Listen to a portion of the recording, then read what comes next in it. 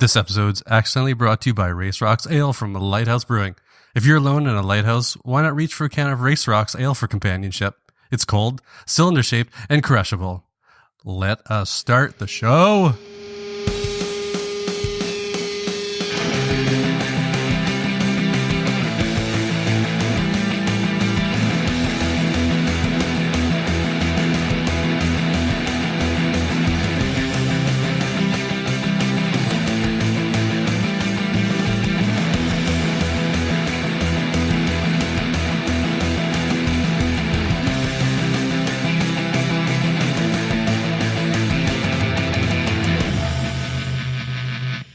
Hey everybody, welcome to the show, or back to the show. This is Designers Are the Worst. It's your new least favorite show about an exclusively visual medium, cleverly brought to you in an audio format.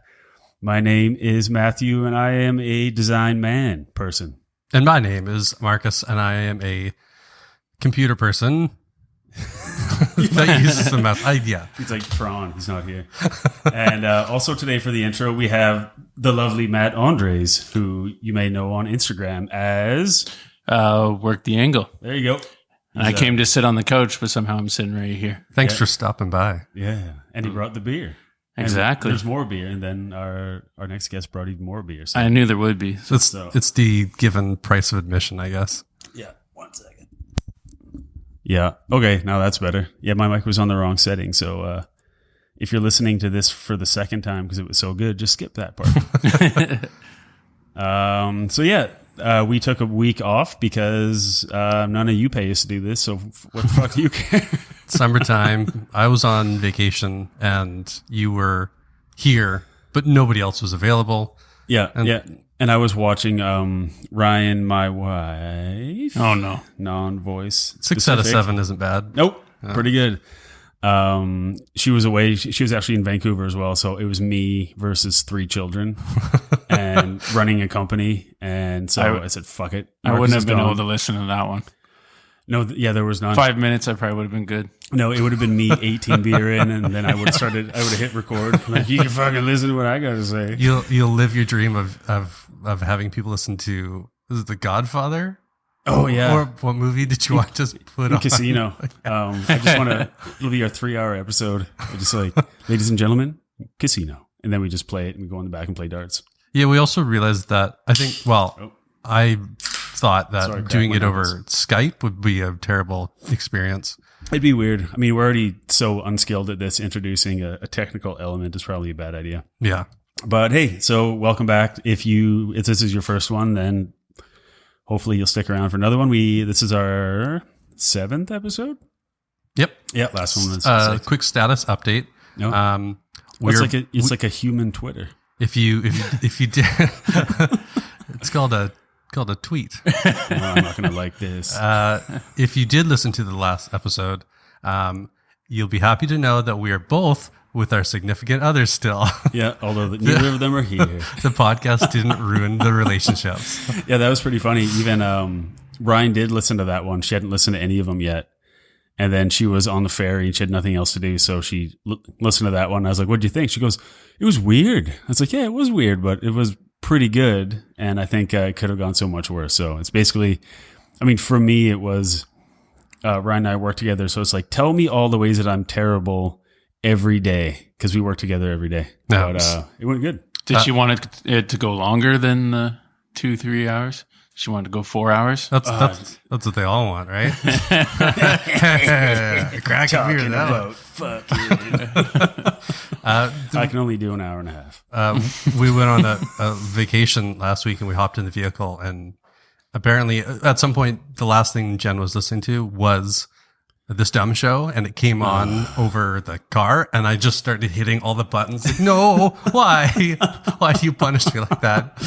Yeah, it's funny. I've been hearing from other people I know that they have been putting on while they're working. Like my buddy, Sweaty Vetter, he works on the warehouse. He's like, dude, that's the best name. I was like, dude, I'm listening to your fucking stupid show. It's pretty good. I was like, you work in a warehouse, you have nothing to do with design. He's like, oh, what else am I going to do? And then he told me, he's like, remember when I was in Vietnam the other week? I was like, yeah. He's like, that's all your Vietnam listens. I was like, why are you listening to this bullshit show hosted by a guy you've known for 22 years when you should be in Vietnam and Thailand enjoying yourself. He's just like, it's fine. I met Sweaty Vetter once. Yep. And you met him when I named him Sweaty Vetter. I picked him up at the ferry and he looked like compressed Jesus.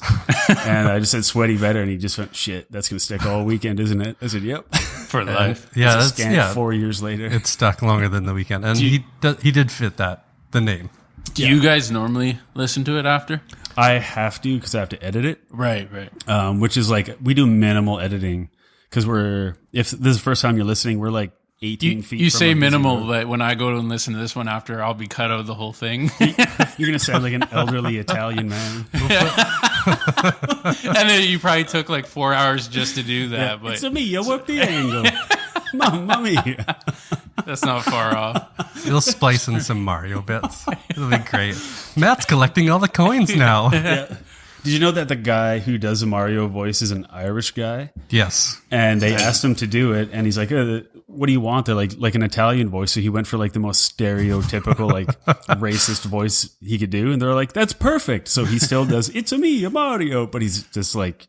And I think that's the only voice, like, that's the only company he works with is Nintendo. He does a bunch of their voices, but they're all Italian. I was gonna say that's not a bad.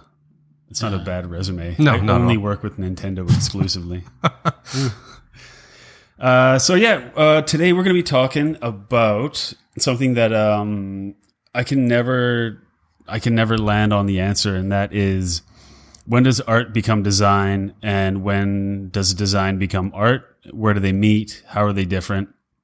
And if any of you don't know Matt Andres today, maybe you'll know him tomorrow. But if you follow him on Instagram at Work the Angle, you'll see that Matt is a gnarly artist. And he did one of our very first art shows here at Bully Design Company. And I'm looking at the gift you gave me on the wall there. I put it there strategically. You and Mike Giant is what I look at every day. Great. So No pressure. no, None at all. insane pressure. But I'm curious about your take, because we got Joey MacDonald coming on, who I've known for a long time, and Sean Brookes. How you doing? He'll be on in a bit. He's a new friend, and we're going to learn about him. But I have my thoughts on it, and I know Joey has been involved in art and design in our city forever, so he's going to have some probably pretty good views on it, because he's an opinionated dude. If you ever want to get him mad, just bring up local government, and they'll like flip the table over and be like, these assholes, they don't know what they're doing, but it's entertaining. But Matt, as primarily an artist, when do you think, because I know you've done some album covers in the past and stuff like that. Yeah. What's the difference between your art and a design that you sell to be put on something that is going to be sold? Like, do you view that as a design? Nothing much, really. I mean, I try and, especially now, if I get any jobs, I try and basically tell them outright, like, okay, you're hiring me because you want me to do my thing. You want me to do my art. Yeah. So, and I'm not a font type guy, and I'm horrible at it. So that's the big difference to me. Like, I would much rather someone that's good at design. Like, when I did the art show here, you put up the poster for it and you killed it. I can't do that. Yeah. It's a total different art form to do it right. You can try doing it. I've tried to do it, and you can tell that it's it's like how you approach your art, which we highly recommend following Matt on Instagram. Is you just do art all the time. You're constantly like every day. I made a new thing, and it's not. None of it feels like rushed, like stupid little sketches of whatever. Like, I did a mushroom, like getting high. Like, it's like, you can tell you've been doing it so long that they're composed pieces that may not make it in your show because you may not vibe with it too much, but you can tell, like, oh, this person does this all the time, basically for a living. So that's how I look at your stuff anyway. Like, when you're saying, like, I designed, it's kind of corny, but like, it is really like, I don't feel right if I don't do it. Mm-hmm. It's my meditation every day kind of thing. But yeah, it's just what I've been doing since I was a wee lad. Like, just started off drawing comic books, and then animation, and then from there, fine art and all sorts of stuff. I've taken design courses. You know, I almost entered that field. I've worked doing like 3D travel maps before as a full-time job. Yeah, I did that for 2 years. So that was design. Yeah. So, I mean, I've jumped back and forth, but part of the reason I like listening to your guys' podcast is because I want to learn what your guys' definition of design is. Like, I mean, I know an amount of what you do. Marcus, I really don't know what you do at your company. So that episode you guys had where you're talking about the differences between, you know, the small shop and then the bigger. Oh, yeah. That's kind of cool. Like, because I don't know much about that. Yeah, and it's funny because depending on who you talk to, it's different. Yeah, and that's really what we're all here to do, is to learn. Oh, goodness gracious.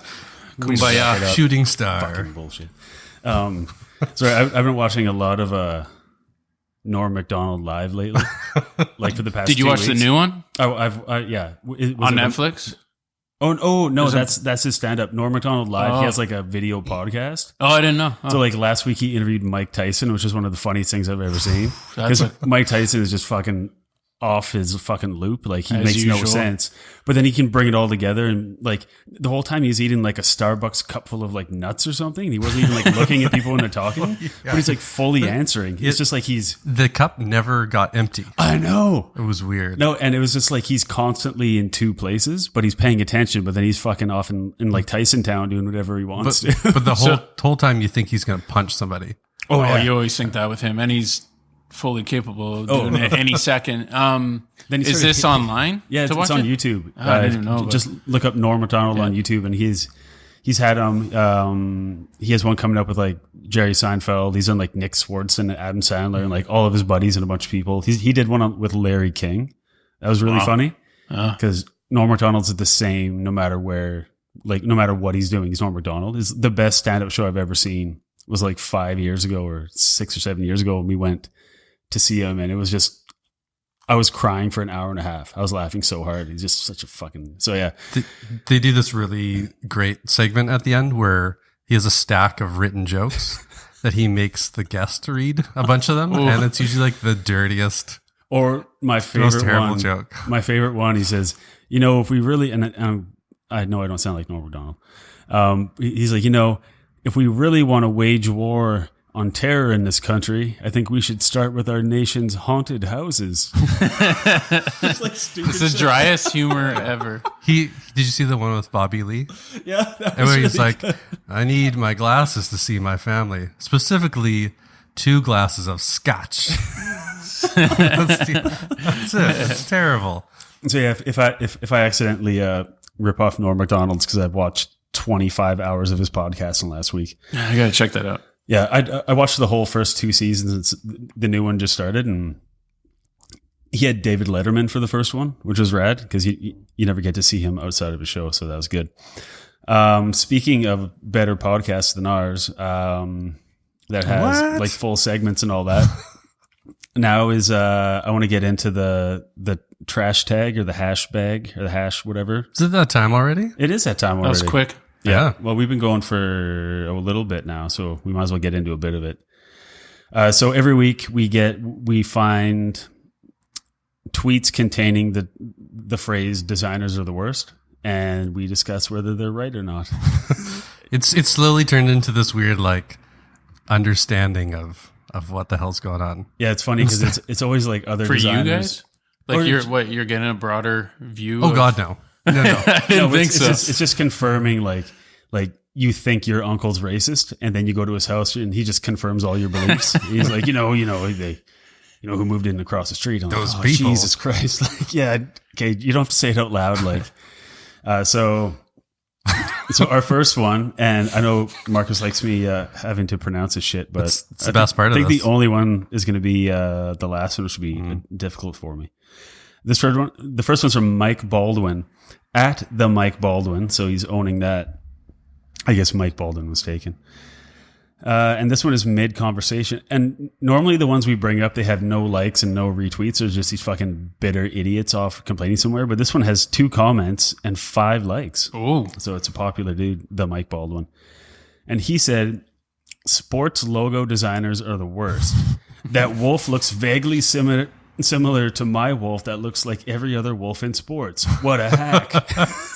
So I thought about it. It's like, how many ways can you like draw an aggressive jaguar on a jersey? Like, There's only so many ways. There's all the sports teams logos. Yes, eventually look like something else when it's the same fucking name. Yeah. A bear looks like a bear.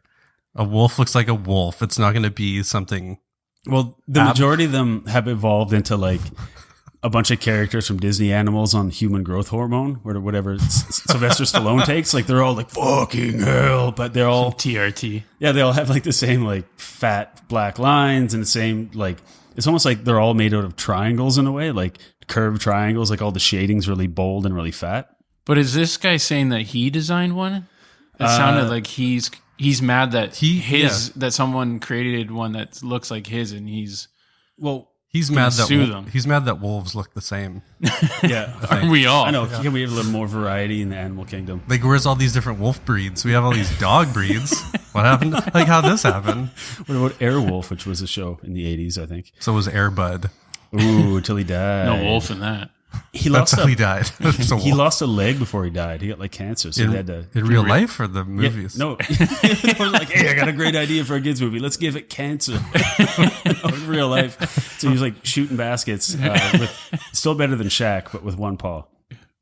Yeah. So this one I saw Mike Baldwin was actually replying to somebody about someone's complaining about getting ripped off or everything's too similar in one way, and he decided to chime in with sports logos.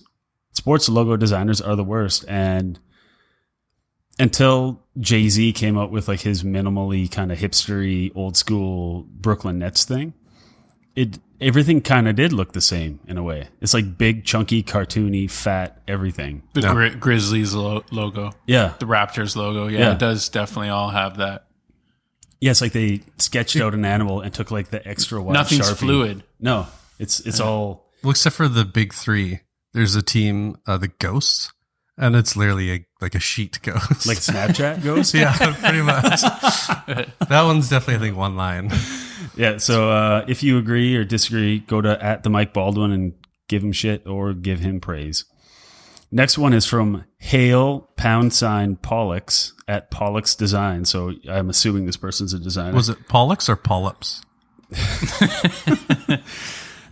Pollux. It's Pollux.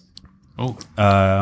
And this is replying to somebody. This is a lot of these are mid conversations. I don't really like getting into what they're talking about, just like pulling the random shit out. So this one is somehow talk shitters are the worst designers. IDK, if I can call them designers, JK. Well, first of all, I want to address talk shitters. Yeah, I like that. Never heard that used instead of shit talkers. No. Oh, those talk shitters. What? It works Nothing? better. Yeah. Because you talk shit. It's an anthropomorphic turd. You don't shit talk. That could be If it was an action. You're talking some shit. God damn it, it's right. You're a talk shitter. Yeah, makes perfect sense. Yeah, in the form of actions. Yeah. Yeah, I guess like colloquialism, we know shit talker, but well, I brought this up because you sounded like an idiot, but now I think you're right. Well, he used IDK instead of saying I don't know. And then JK. And JK. JK is where it goes wrong. And he had plenty of characters. Like, just kidding. I don't know. Yeah. And then instead of an ellipsis, he did ... If you just hold, everybody, if you hold the period down, you get an ellipsis. And if you don't have that kind of time, then just hit period 3 times. If you do it twice, it's absolutely frustrating. Is that anything though? I don't know. People that talk shit are the worst designers. I don't know if I can call them designers. So people that, which I've seen in looking up these tweets, are the people that talk the most shit. You go to their profile thing and it's the worst design thing ever. All they do is complain. Because I think people that are decent are busy working, not complaining. I don't get how people are like that anymore. Like in the early ages of the internet, I get it. But now that there's still people that seem like they're from the dark ages, like it's bizarre. Yeah. Everyone has like a giant megaphone strapped to their forehead now and just like, burr, burr, burr, burr. My opinion is valuable. Yeah. So, ... Yeah, so I'm not sure if that one made any sense. Really? But yeah, I enjoyed it nonetheless. They can't all be winners. No, you hear that? At Pollux Designs, Marcus says you're not a winner. I say he is because he said talk shitters. Well, But now that I think about it, you're talking shit. yeah. So you'd be a shit talker. Right. Like No. if you're an English speaker, you couldn't say you're a speak Englisher. But then You might have it. but then you could say a fart is a shit talk. Well, if you want to get into If the it sounded biology like of a the word. human body, it's a cavernous hello from below. We're also very smart. Okay, so go to at Pollux Designs and, I don't know, complain to them or give them a grammar lesson or congratulate them on their new term of talk shitter. The next one is from Nick DeSemlian. And it's at Nick DeSemlian. I can't believe that was available. Yeah. So this one is coming to the conclusion that greeting card designers are the worst people on earth. I disagree with that. But I'm going to show Do you you know one? two examples. No, actually, I don't. Oh, And so they posted a photo. One I'm ashamed to admit I kind of laughed at a bit. But the first one is a burnt piece of toast. And in like SpaghettiOs, it says, "Happy birthday, Wank chops." what's that other one? The other one is it's like a Looks shitty, like Wolverine? It's a shitty drawing of Wolverine with his shirt off with his claws out, and it says, "Oh shit, I've got an itchy bum hole." I was like, that's actually kind of good. I don't know why I enjoyed that. It's so stupid. It's dumb because he can retract his claws. Yeah, He doesn't have to scratch his that is butt with dumb. a claw. At Nick DeSemlian. Sure, that greeting card maker is dumb, but we all laughed at it. Yeah, and also if you tore that thing up, you heal instantly anyway. That's true. What the fuck do you care? So just slice and dice. Live on the edge, Logan. So if you want to see this photo and all these tweets, we post them up at designersartheworst.com. Check out episode 7, which is this one, to be named. And yeah, you can check out all the links, everything we talk about, all the tweets, all the recommendations we do at the end, everything that comes up that we feel like researching or posting, then we put it all together there. Can I ask about the cabbage pickle? Cabbage pickle. You Cabbages and condoms.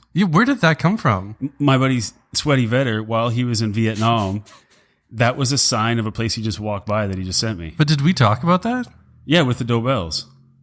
That was a beer-heavy show. We started that show with 30 beer and we ended with 0 beer. Not shocking. Okay, that's why I was so confused by that. I was like, I don't remember talking about that at all. Yeah, so check out episode 4 at designersartheworst.com. You can check out the cabbages and condoms sign. And I think it says they take orders until 10:30 p.m. There's a chance it might be in the last episode. It was right up. Oh, could have been. And that's why I was so confused. Well, But I still don't remember it from episode 4, so listen to all of them. That's the way it goes. Whatever. Or just take our word for it. And just listen to this Scavenger one. hunt. Yeah. So, greeting card designers, worst on earth? I never met one, but Wouldn't be an easy gig. That's true. this is a great segue into later on when we talk about design versus art. Greeting cards Versus shit. they could be art. Happy birthday, Wank chops. I would frame that. The burpees of Do you think they go into a card store and read all their competition and They do research. I think they Yeah. probably used feel to. bad because I have a feeling- good. Now they could just like have a giant Pinterest board of labeled shit I'm going to steal and then just do that. Yeah. But anytime I think of a greeting card, I think of that episode of The Simpsons when Ralph gave Lisa a Valentine. It says, "I choose you," and it had a picture of a train. And that's the only greeting card I've ever seen that I remembered. Look Actually, at the end, in of, the at end of tunk. that episode, "Let's be friends," and it has a bee on it. Yeah.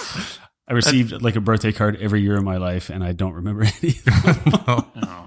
But that's like, it's weird that that's something that was one of the first things that the internet tried to replace, but it didn't work. Oh, the e-cards. Like, That's Yeah. very true. I'm pretty sure the card business is still what it was. Like, I don't think it's been hurt by the internet. No, kind of like a McDonald's, you'll never see a Hallmark store close somehow.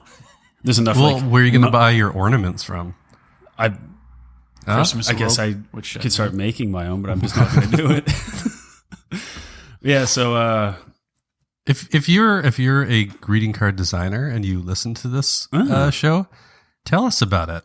Yeah, what the hell is your day like? We can guarantee you don't work in our city, but we'll happily have you on a Skype call to like even hide your name. Just give us like the inner workings, like a White House staffer that's like leaking shit to the press. Like tell us what it's like inside the machine. We'll disguise the voice. We'll do all that fun stuff. Yeah, where did Happy Birthday Wank Chops come from? And where do I find that one? It seems like a Scottish thing I'm just not getting. I don't know why. It's a weird food and it says wank on it, but because they have beans on toast. Yeah, it is. It's not that bad. Anyway, before Marcus gets into the nationalities he likes and he doesn't, no laugh. We always cut that segment. Serious. We always cut that segment. I'm always trying to push that. It's white is right with Marcus Farrell. Holy fuck! Jesus Speaking Christ. of that, they call me the mooch. Speaking of that, actually, that was an unintentional segue. One thing I wanted to bring up and get your guys' opinion on is it was recently put up in Print Magazine, and there's this guy named Rudolf Paulus Gorbach, who is a veteran bookmaker and designer, and they approached him with redesigning Mein Kampf. Oh yeah, you were telling me about this. So he was born, I think, 2 years before World War II ended. Yeah, this isn't a recent thing, by the way. It's not like it happened a year ago. Yeah, yeah. So, here's Joey. No, nobody heard any of that. Just 1 second. So, yeah, it's a weird place for you to walk in now, Joey, but we're talking about Mein Kampf. Personally, I'm against it. Marcus seems to be for it. Oh, fuck. But there's going to be a segment or like a compilation at some point of just like all these things piling up against me that never happened. Marcus's hate speech. But yeah, it's going to turn into one. So this guy, Rudolf Paulus Gorbach, who's old school book designer, bookmaker, he took on the job of redesigning Mein Kampf as like an educational tool. Not like he likes the guy. It was purely for people to study and further discover what an asshole Twitler is. And Twitler? I'm still thinking about Twitter. I thought you did that on purpose. No. Oh, you should have owned that. Oh, yeah. Twitler. It's got to be taken. Yeah, but what do you put on it? You don't feel good about that. on the Twitter account? Yeah, at Twitler. You up? I started one like 2 years ago called at Jerry Designfeld. And I ran it for like a week. I'm surprised that didn't end up being the name of this podcast. Oh, fuck. And so I'd put up like what's the deal with kerning and stuff. And everything I put up, I had to make sure I hated it before I put it up. Fuck. And I even made like a Scandinavian portrait of Jerry Seinfeld in like a hipster denim shirt. And yeah, I got bored of that real quick. But it's still up there. So hit us up at Jerry Designfeld. Really getting those likes these days. Getting that Twitter money. Yeah. So what do you guys think about a guy redesigning Mein Kampf? And I'll give you a bit of the backstory. Yeah. Okay. No. That's what I was just going to ask. They asked him like, what was the process in doing it? And obviously the guy was like, well, this wasn't a dream job, but for educational purposes, it seemed like it should be done correctly in order to get people to understand it. Not the ideas, just how this is the worst thing ever. And he said the interesting thing about it is he read it when he was 20 because it was like post-war, but he was just really curious about like what the hell happened there and trying to figure it out. What most people, and I certainly didn't realize, is that Hitler didn't write the book. He dictated it while in prison. So it's like a bunch of rambling prison thoughts that somebody wrote all down, and it's not edited whatsoever. So this guy said, I'll take it on. I remember it was kind of a tough read because there's no structure to it. It's just kind of like rambling. So it took him 3 years to redesign it. And he said there's about 8 months of it that was really intense, like really, because it's so hard to piece together because it's so shittily done. But yeah, so. But somebody paid him. Oh yeah, to do that. Yeah. So he had to. He didn't just redesign the outer cover. Oh no, the whole thing. Yeah. So we'll post a link to this up on designersartheworst.com. and it's really like beautifully laid out. It's like classic book design, and but just knowing that it's like the rantings of a madman, and this guy made it feel like if you're across the room looking at it, it looks really precise, but apparently if you read it, this guy's just fucking like out of his mind, which I'm sure we could all assume he wasn't the coolest guy. So who does it say who paid him? Or who contracted him? Possibly in the article. I looked at it like 3 weeks ago. I'm not retaining it, but yeah, I just wanted to bring that up as what's the weirdest job you've ever done? Making a Minecraft website. No, for a client. Not Oh, right. Fucking hell. I guess the weirdest thing I did was come up with some branding for a company that does like a subscription based like monthly box of sex toys. Oh yeah. That was the weirdest thing, but the branding wasn't like super sexual. But they weren't racist. Like anybody could buy these. Oh, that's true. Yeah. Non-discriminatory packaging and branding. They were much in line with your thought of hole's a hole. Yeah, hole's a hole, and $20 is $20. And $20 will get you a box of rubber carrots. What? No, that's a measure of sex toy. Oh, Jesus Christ. What about you, Matt? What's I think just request? what I said earlier, being randomly hired on full time to do tourist maps. Yeah. Was bizarre because I wasn't looking for it. It was just at a coffee shop. Started talking to a guy outside when I was sitting there with my dog, and came up that I had 3D experience. And he goes, "Oh, can you model buildings?" I said, "Yeah, they're just blocks. Like you just press a button basically, and they're there." Yeah. So he ended up offering me a job, and I said it wasn't enough to leave my current job. Then he ended up paying me a lot more. So I went and did that for 2 years. And then at one point I asked for a way bigger raise. He gave me that. And then he fired me like a month later saying he couldn't pay me. So that was the end of that. But it was an interesting 2 years. Up to that point, you're rewriting the art of the deal. There you go. Shit. Yeah, so I think I've mentioned it on the show before. The weirdest one I ever did was for penis.com. I designed them a website. This is like 15, 16 years ago. So, and I had to go get my check from what appeared to be a amateur porn studio. So, but the check cleared, and I didn't. You got a answer his story emails. from it. Yep, it was a disgusting story. Anything you present to them, they always just said, "Nice." Can we make it bigger? Now give us a spin. So, that's a good thing to end on for the first part of the show. It's a great thing to Isn't end that on. the way you guys always end the first part of the show? Randomly, and abruptly. Yeah. That's our strategy. But we'll be back in a minute with Joey MacDonald and Sean Brookes talking about the difference between art, design, and where they meet. So This could get heated. Nice.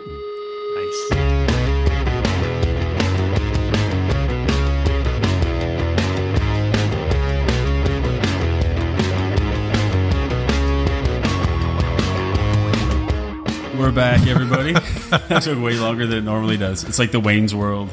It's like 5, 4, 3, nose, 1. But I think that one went to 9. But we're back. We have 2 guests here. One I've known for quite some time, and one is a new friend who makes cool pipes that we just found out. Yeah, for free. Yeah, for free. So Get him in now. we'll give out his Instagram, whatever, immediately, and then everybody barrage him with free pipe requests, and There you go. happy to honor them. But so today we're happy to have Joey MacDonald and Sean Brookes. Is That's it Brookes? me. All right. Welcome to the show, everybody. Welcome. Thank you for having me. Normally, Marcus doesn't say welcome to the guest. You guys are lucky. Yeah, I usually just hide in the corner and stare at the wall. Really wanted to have you guys on today to talk about, which I can barely ever wrap my mind around, that when does art become design and vice versa, and when do they meet? Because anybody I've ever talked to this or with this about, they have a completely different opinion, and they're all valid and they're all wrong, and we're all just making shit hoping people will like it. And there are times where I wish I continued moving furniture for a living, so something a little more finite and less subjective. But let's start it off. Sean, give us the 15-second elevator ride about yourself. Yeah. Can I talk shit about Pluto's Diner? Don't talk shit. Don't talk shit on their Monday to Friday breakfast special. Okay, I won't go there. Because that's the best $5 you're gonna spend all week. Okay, fair enough. Yeah. That was the quickest into a hate I've ever seen. Here's my chance. Finally. When he's done, can I talk shit about Alien Covenant? Because I am angry about it. Yes. Well, I would say my connection to Joey is the most important, because he's the one who asked me to come on and be a guest here and talk to you guys. So I would have met Joey in 2007, I believe. And he was running Olio, doing screen printing. And I was really curious about doing screen printing. And so a mutual friend of ours, Ryan Thompson, who runs Antiism. Yeah, we have his books in the back. He's an amazing guy, yeah. He had said to me I should go over to Olio and talk to Joey about doing some screen printing, because I wanted to dip into it a little. And so I went up there and I met Joey, and Joey was really open about his collective that he had started and the process of screen printing and getting my hands dirty, and did a really good job of leading me in the right direction. And so I did a few screen prints for a Plague Doctor themed art show that was at where Cinderblock currently is, the photography studio. Is it still there? Yeah. Yep. And so there was survived us all. Yeah. It's pretty awesome spot. But there was an art show there with Plague Doctor theme. So I did a screen print for that, and Joey helped me out with that. Was that the butterfly? That came after. That was the second one that I did with you. What was the first one? The first one was like more of a symmetrical, just straight black ink on really nice Reeves BFK print paper. And so I did a bunch of those, and I had like an all-seeing eye and a bunch of scary Plague Doctor faces on it. Like those big cones they would wear. Exactly, yeah. That's right. Yeah, there's a brewery started by a bunch of skaters down in San Diego, or something called Black Plague Brewing, and that's like their logo is one of those big long masks where they put all like the flowers and stuff in the end. That's awesome. It's pretty rad. I've always wanted to get one of those masks personally and just haunt people in the neighborhood. Well, like a used one, not a new one. That's right. I want to smell what they smelled. No doubt. No doubt. They were full of incense. Oh, is that right? Yeah, sage. Yeah. Yeah, they believed a lot of dumb things back then. Like flowers will protect you. Flowers protect you. Well, the sage would have been legitimate not because of the sage, because of the smoke. And it would have kept ticks off your face. Yeah, I think you got to get it a little bit closer to that robot penis, Joey. Oh, that's... Yeah. I know it's intimidating, but just get into it. It wasn't worth it. Rarely is. Yeah, so what do you do now? So I basically that interaction led to doing other art shows with Joey through Olio, and then he got me on board with what we were just talking about, the Rifflandia Music Festival, when he started doing posters for that. So the second year that he was doing posters for that, I got on board. Oh, so sorry, 1 second, Joey. Yeah. I'm going to turn that back around the other way. No, it's a figure eight. That one has like a, it's like the Conan O'Brien microphone where the pickup's in the front. So if you turn it around and talk directly. It's a tridimensional, so it's either omni or figure eight. And if it's figure eight, it's also... Well, let's try it out. I'm sorry, it's set to omni. Just wrestling with it. Yeah, no, it's Jesus Christ. Please stand by. So the second year that Joey was doing his livestock, I got on board and did a poster for Aesop Rock, who is a favorite hip hop artist of mine. And so I did that piece, and I remember getting really cocky because I'd done 2 prints with him before that. And 2 prints is when you get cocky. Yeah, and so I decided I was going to take it on myself, and it was a 4-color screen job. Yeah, and you had done a 4-color before that, though. Your butterfly print was 5 colors with a metallic underlay. Yeah, it was, but he guided my hand. Yeah. That was the difference, and I tried to take this on myself, and I fucked up the first run so hard. Yeah, it was hard to look at it, and I remember remember coming up to Joey at a party that was in Fantana Alley a couple nights later, or like a night later, and I said to him, I was like, "Listen, man, I was like, I really hate what happened there, and I'm sorry that I didn't like get you on board to help me with that. Is there any chance that we can, or that I can redo these prints?" And I kept bugging him all night, and he was eventually like, "Okay, like get in the studio tomorrow and we'll do it. We'll crank it out." Yeah. And so we did, except I added a different. that night, didn't we? Oh, I think it was the next day. Yeah, but I added different colors to it. Probably just slept there then. Yeah, and the colors that I used the second time turned out way better. They were way nicer. It was like really autumnal color scheme, and we got the posters ready an hour before he went on stage, and didn't have time to cut them or anything. We just lifted them off, took them to Alex Goulden Hall. And I remember somebody coming up to me and being like, "Aesop Rock's in the back signing your fucking prints." And I was like, "Oh, really?" I was like, "That's amazing." So it all happened so quickly. But what I'm trying to say is like that's how Joey and I first interacted, was on screen printing, and he kind of reinvigorated my interest in screen printing. But tied into what this podcast is all about, the poster that I did was fully illustrated by hand, colored in Photoshop. I think it was 4 colors in total. But then I used stock font in Photoshop for the actual Aesop Rock title below it. Yeah. And I got shit on by numerous people. I'm not a font guy. Yeah. Like you were saying earlier, Matt, how you had a hard time with that. I'm definitely not a font guy. And Ryan Thompson had come up to me and was like, "Why didn't you illustrate a really crazy text for Aesop Rock?" And I was like, I don't know. I just didn't have. Why didn't you do it?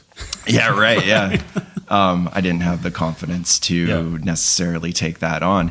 And I think that's sort of where design and the artistry, like I could have really needed somebody to sit back and look at that objectively and be like, "No, you should approach it this way with the text," or have somebody else do it, like outsource it. But Well, it's funny with, that's how I met Joey as well, was through the poster stuff with Rifflandia and Livestock. And I've annoyed a lot of people through that. yeah, it was like I would look forward to it every year. I was like, I know he's going to ask me to do it right before we go camping, which we would do at the same time every year. It's like, "Hey, dude, can you do that?" I was like, "Yeah, I'm going camping for 2 Matt, weeks." the weather's nice. You should work more. Yeah. Would you like the $100 an hour later? But like I would look forward to it all year. And there's a couple of years I had to say no because we were already out of town. And I knew I would let you down because I wouldn't get it done on time. But yeah, I mean, that's how I met Joey as well. And it was great because it was like my first touch of, oh, there's cool shit happening in town that it doesn't have a killer whale on it. And it's just not the same standard bullshit. And when I would get my posters down there, I'd go in and say hi to Joey. He's like, "Cool. So I'm just going to make these posters up." I was like, "Cool. You're already wearing an apron. So I'm just going to leave because I don't know how to do this and I got work to do." So it's basically like I had to like rearrange everything. And Ryan will attest to this. It would just be up for like 3 straight days, like done, and then just hand it to him. And hopefully it all works out fine. And I'm sure my Photoshop files were just absolute horseshit to work with. They're like 400 layers or whatever, but somehow you got them done. And I appreciate it because that was some of the most fun I've ever had in the city was working with you. The first Ashton going that time. Yeah. Yeah. Ryan's here, everybody. Say hi. Hi. From the couch again. Sorry, what about Ashton? Will you let our son come in and learn about the Yeah. screen printing and everything? Oh yeah, I didn't tell him how terrible his father's layering was. The first file you sent in was the Great Lake Swimmers. And it was 104 layers. That's a small one. And it was only 3 colors. Yeah, 3 colors, I was going to say. It was 3 colors and just pure fucking laziness. Yeah, I will absolutely agree. You are not the first person to bemoan my PSD files. Yeah, you had gray, a different gray, and then lime green. Yep. And yeah, it was like almost like a Danny Trejo with pigtails that were braided, holding his daughter. Holding kids in balloons or something. Yeah. Holding his daughter, but she had the head of a hyena, and he's feeding her an ice cream cone. Oh, I don't do drugs at all. It was kind of like that same thing where you sent basically a poster of you holding your own kids, and I was like, I don't know what to think of this. Like that's. supposed to be made to kind of interpret this, or Nope. I can back the working with your PSD files. I think I've worked with your PSD files maybe once or twice. Yep, a lot of layers. Hey. And everything's layered. Layer 1, layer 2, layer 3. That's my favorite part. Po buddy's perfect, my brother. We all get through it. So Joey, give us the lowdown on you. I basically get to annoy good people with interesting ideas. That's kind of my vague history in Victoria. I'm kind of a lifelong. I'm not nearly close enough. Sorry. I don't think you're making enough noise yet. Perhaps the table could be flipped. There's no need to take your shirt off. Or your pants. It's rustling. The mic picked all of that up, but not me fucking talking. Should have worn cotton. Yeah. All this chainmail. Bad choice. For all you ASMR fans out there, everyone just got a huge boner. I am a huge ASMR fan. May I add? I can see your boner, sir. Yes. It's mighty. Someone's got to give him a boner. Yeah. Oh. So again, tell us about yourself. Besides that. Yeah, basically, my history in Victoria is a lifelong kind of discontented resident, is really what it comes down to. I just have a long storied history of being fucking frustrated and tired of how much doesn't happen. And trying to make it happen. Have you tried ASMR? I honestly don't even know what that's an acronym for. I don't know what the acronym's for, but it's like YouTube videos. Audio sensory something. Yeah, it's autonomous sensory Wow, it was off. meridian response. So it's Where's the M? Meridian. Meridian? Meridian. Like as in the ocean? Listen, man. Or the heart. I didn't make it up.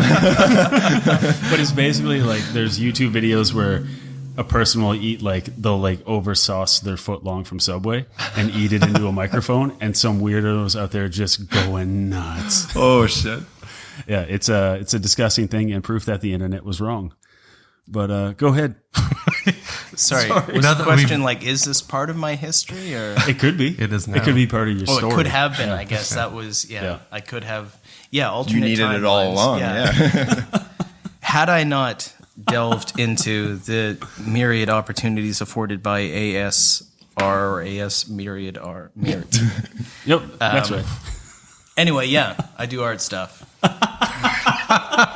Eating a fucking hot dog into a microphone and getting an erection, I don't think is art stuff, but I wouldn't discount. It's subjective. We're going to get into that today. Yeah, That's by far Japan the it best is, yeah. elevator pitch I've ever heard. Yeah. I've never had to consider it as art, Yeah. but I couldn't possibly discount it. But in all fairness, you just learned about it 90 seconds ago. Yeah, and I can't definitely say that I haven't eaten a hot dog and gotten an erection while doing so. So that's to say it's not a specifically valid art form. The microphone, I've never had that involved. But was it audio based, or was it just the satisfaction of eating a hot dog? Clearly the satisfaction. There you go. Yeah. So yeah, you're not a creep. Don't worry. No, I'm just a normal man. Yeah, you're a normal man who just eats hot dogs and gets boners. So with Joey, the basically any big cool thing that has a lot of people that actually show up to it that highlights art and design essentially has been put on by Joey's throwing shit around. Has been put on by Joey at some point. And if you're in Victoria, British Columbia long enough, and you are possibly semi good at what you do, you'll probably get a Facebook Messenger from Joey at some point being like, hey, want to do something tomorrow? And it's due yesterday, and say, yes, I do. And it's a very satisfying experience because once you give Joey something, it goes up 8 feet on a wall along with 50 other awesome things. And there's a whole event, and there's a theme, and there's beer, most importantly. And it's always a pleasure to do stuff for you, not for these organizations necessarily. But as long as you're involved with it, then I personally will always be involved with whatever you want me to do. I basically Hear, hear. get to annoy people in two completely different directions, where I get to annoy artists by saying, do you want to do this? It's, due yesterday. Do yesterday, I need it tomorrow. And then I get to annoy people that purport to have amounts of money or amounts of exposure or opportunity available to make this type of thing happen. Very few like actually understand what it's like working with artists. So they're like, yeah, we want to activate this and we want this to look lively. And like, you gotta talk to a lot of scuzzy people. I'll call Matt. Matt. So with that in mind, with the events that you put on, which are countless, and now you're in charge of Thinklandia. You still doing that? So like last year, you guys had Rodney Mullen come, and other people that I actually heard about, and it was kind of like Joey's in charge. It just got elevated like 200%, and now it's like a legitimate thing. Like you have the ability to know when something's going to be lame and avoid it, and just accentuate what's there and make it actually like a legitimately cool thing. So. Yeah, which I think is an art in all in itself. We hit way above our weight last year, and the big part of that was just that we didn't really accept a lot of the basic upper limits of Victoria. We said that just we're going to ignore them completely and pretend we're a moderately sized metropolis and plan all of our budgeting and kind of event execution accordingly. And it doesn't always work because it's not supposed to work. But yet some stuff does work like that in Victoria. You can you can kind of fake it in a lot of ways here. And the unfortunate thing is a lot of people get used to the faking. A lot of people get used to people operating in these cush zones that don't actually exist as real space. They're kind of invented space that people kind of like that arise out of basic opportunity or like potential. And then people assume that's just the town I live in. Except that it's not. Like at any point, all of that could fucking implode into nothing, and we could just realize, oh, we're smaller than Kelowna. Yeah, and we have to act like it. But at the same time, like I went to Thinklandia last year, and had a good time, except for I underdressed for the weather and it was fucking freezing the whole time. I did too. But having been to other music fests and fests in other cities, I think Victoria as a whole is pretty accepting of a lot of things and knows how to do a lot of things, and I think expects a lot from the crowd, where having been to other things in other cities, there's just so much disorganization and chaos. Well, so it feels refreshing to come back here, to go to things here. Yeah, and one thing I'll say about the stuff that Joey has ran. Run? That's the past tense. Yeah, but you ran it before. And you'll ran it again. So I have run it. Thumbs up in the background. I graduated high school, and that's good enough for me. So one thing that I'll say, and I'm sure this is common, and you know, if you're listening from outside of our town, wherever you are, I'm sure you've seen really good intentions fizzle out because everyone was refusing to own it after the event. So cool ideas happen, but you know, tomorrow somebody's got to clean all this shit up and plan the next one. It's like, but we already did it. It was fun. I got all the glory for it. Now I'm done. But Joey is like the workhorse of just keeping this shit going. I'll own up to that like when we have to explain what we do to people, to like potential funders and partners and stuff, it's really fucking difficult because we like, I basically have to explain our position as like a general concierge. Yeah. That like we make stupidly impossible things happen because no one's that interested to begin with. They're impossibly tight timelines and stupid short budgets. And yeah, when everything's done, no one wants to clean up the fucking mess that anyone can show up and put amazing, bright, vibrant things up that'll distract people or give the perception of participation or illumination or any number of things. So yeah, we have a very kind of, it's a really fucking boring, tedious, mundane job, but it's filling in all these gaps that exist out of any number of other possibilities that haven't been expressed. So that's kind of, when I say that I'm like a lifelong discontented resident of Victoria, that's exactly what I mean, is that why isn't this here? Why isn't this here? So we go and find out why it's not there, and it turns out there's very good reasons for it not being there. They're incredibly like precise and legitimate. Oh, it turns out no one cares, wants to pay for it or clean up after it. Yeah. And then we come in and be like, we'll do it. So that's kind of our job. Wants to do, we'll do it. Yeah, But exactly. then it works awesome. Let's not forget how easily offended a lot of residents in Victoria can get too. A lot of the older residents. Yeah, we did a festival one year where we did it all on top of parking. That was a good one. Yeah, it was a great one. I think it was the best. It was one of the best ones we have done. That was a livestock show, right? Well, that was the whole. We did it one year where we just did an art yeah. opening in 2014.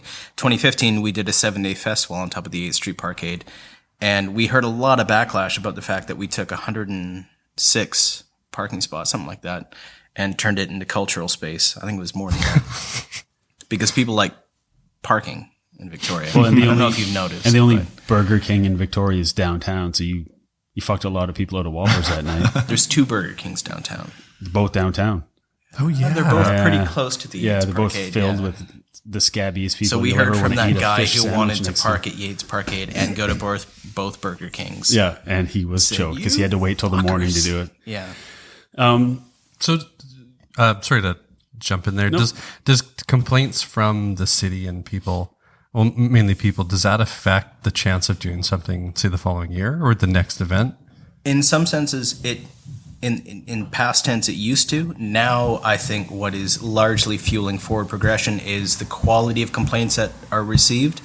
And I am always, more than anything, it's really hard to be encouraged by positive feedback because it's so rare.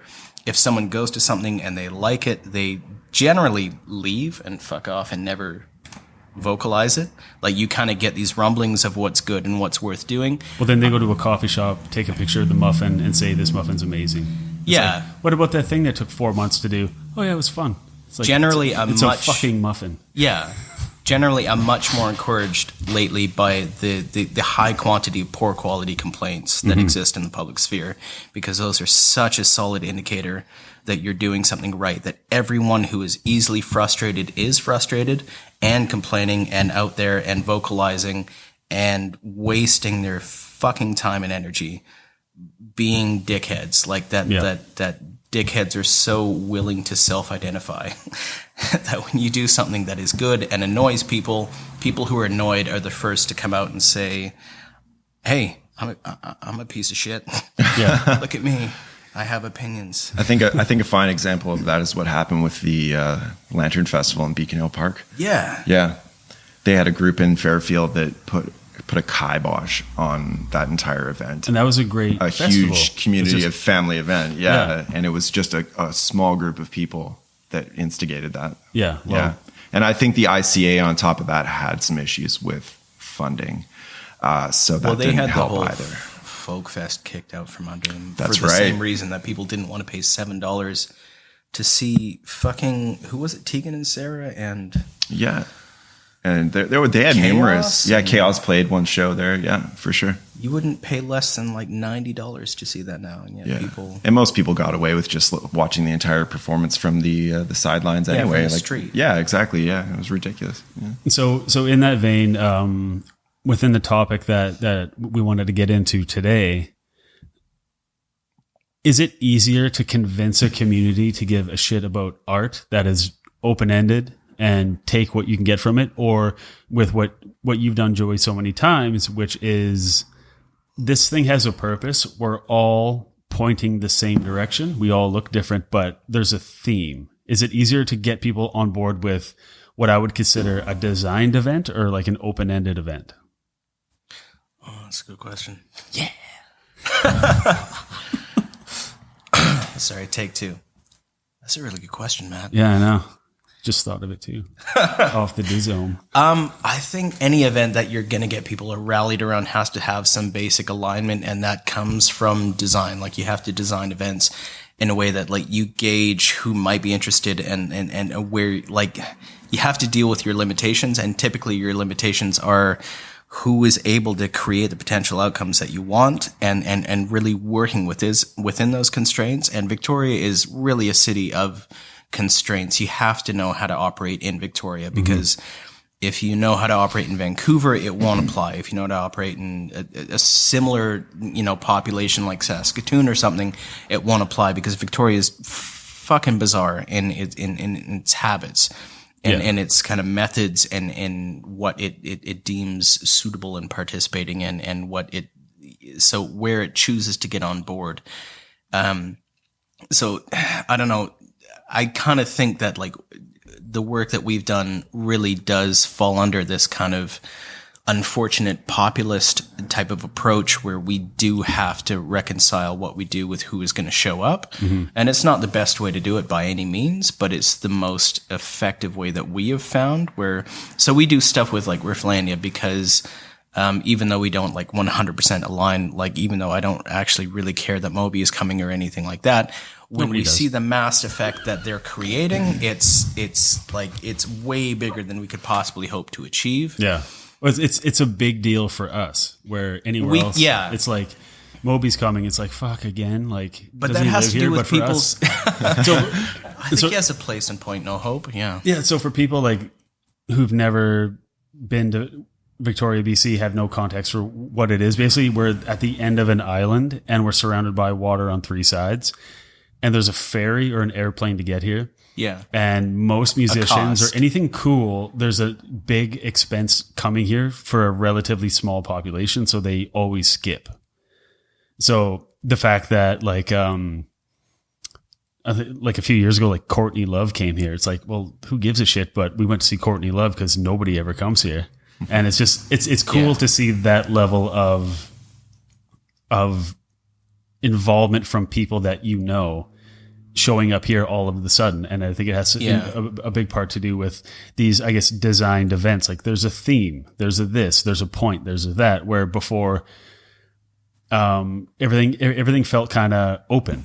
Like, oh, just come and do whatever. It's like, well, then that openness is a problem, though. That openness, that idea that the city is as it is and will be, that the opportunities that exist now will pervade forever and always be available to us, is a basic fallacy of a city our size.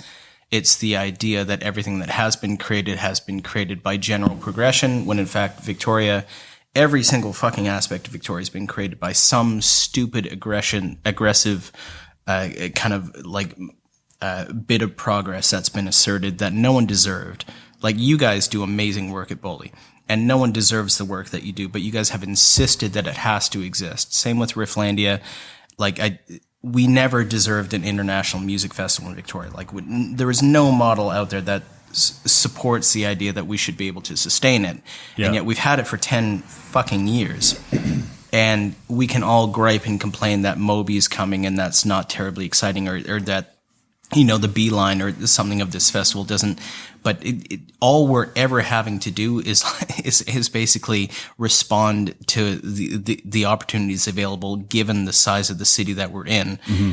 And really those are incredibly privileged responses to be able to make, like things to be able to respond to. We're a tiny fucking city. In Greater Victoria is smaller. I think it's the 8th, 7th in BC. Like, we're super tiny. We're small. We're the capital, but we're proper Victoria is smaller than Nanaimo. Yeah, like Beach Boys play Nanaimo, not here, because with John Stamos. God willing, not since '04. Like Bill Cosby also played Nanaimo, and not here. That makes sense. How'd that work out for him?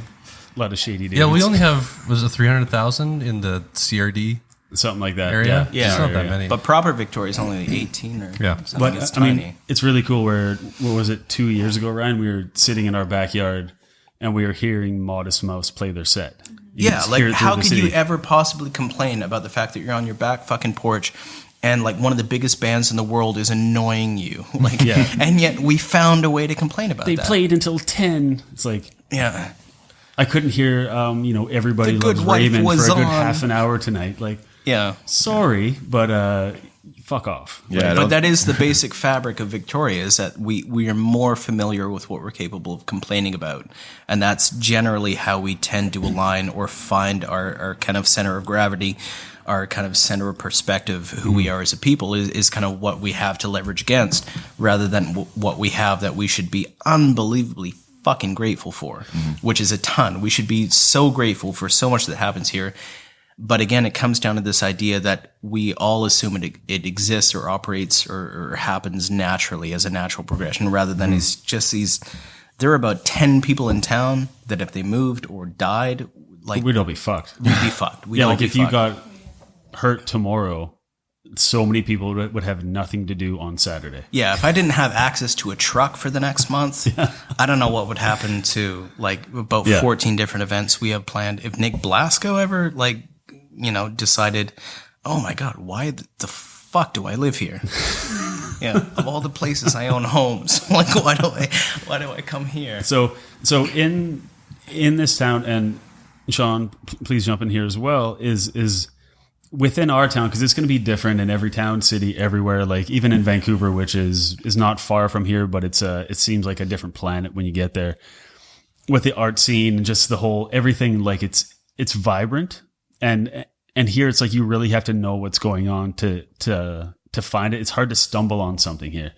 So in Victoria, what would you call art and what would you call design? Wow. I think that in my experience, obsessing over show posters, especially over the years, just looking at the pulls on the walls and seeing show posters. There's a lot of people that say do design work for clubs, whatever district. Yeah, it's really some of the most visible stuff in town is every show going on right now. Like I was walking home yesterday and I saw the poster for the Voodoo Glow Skulls are playing September 29th. It's a really good poster. 90s punk band. Yeah.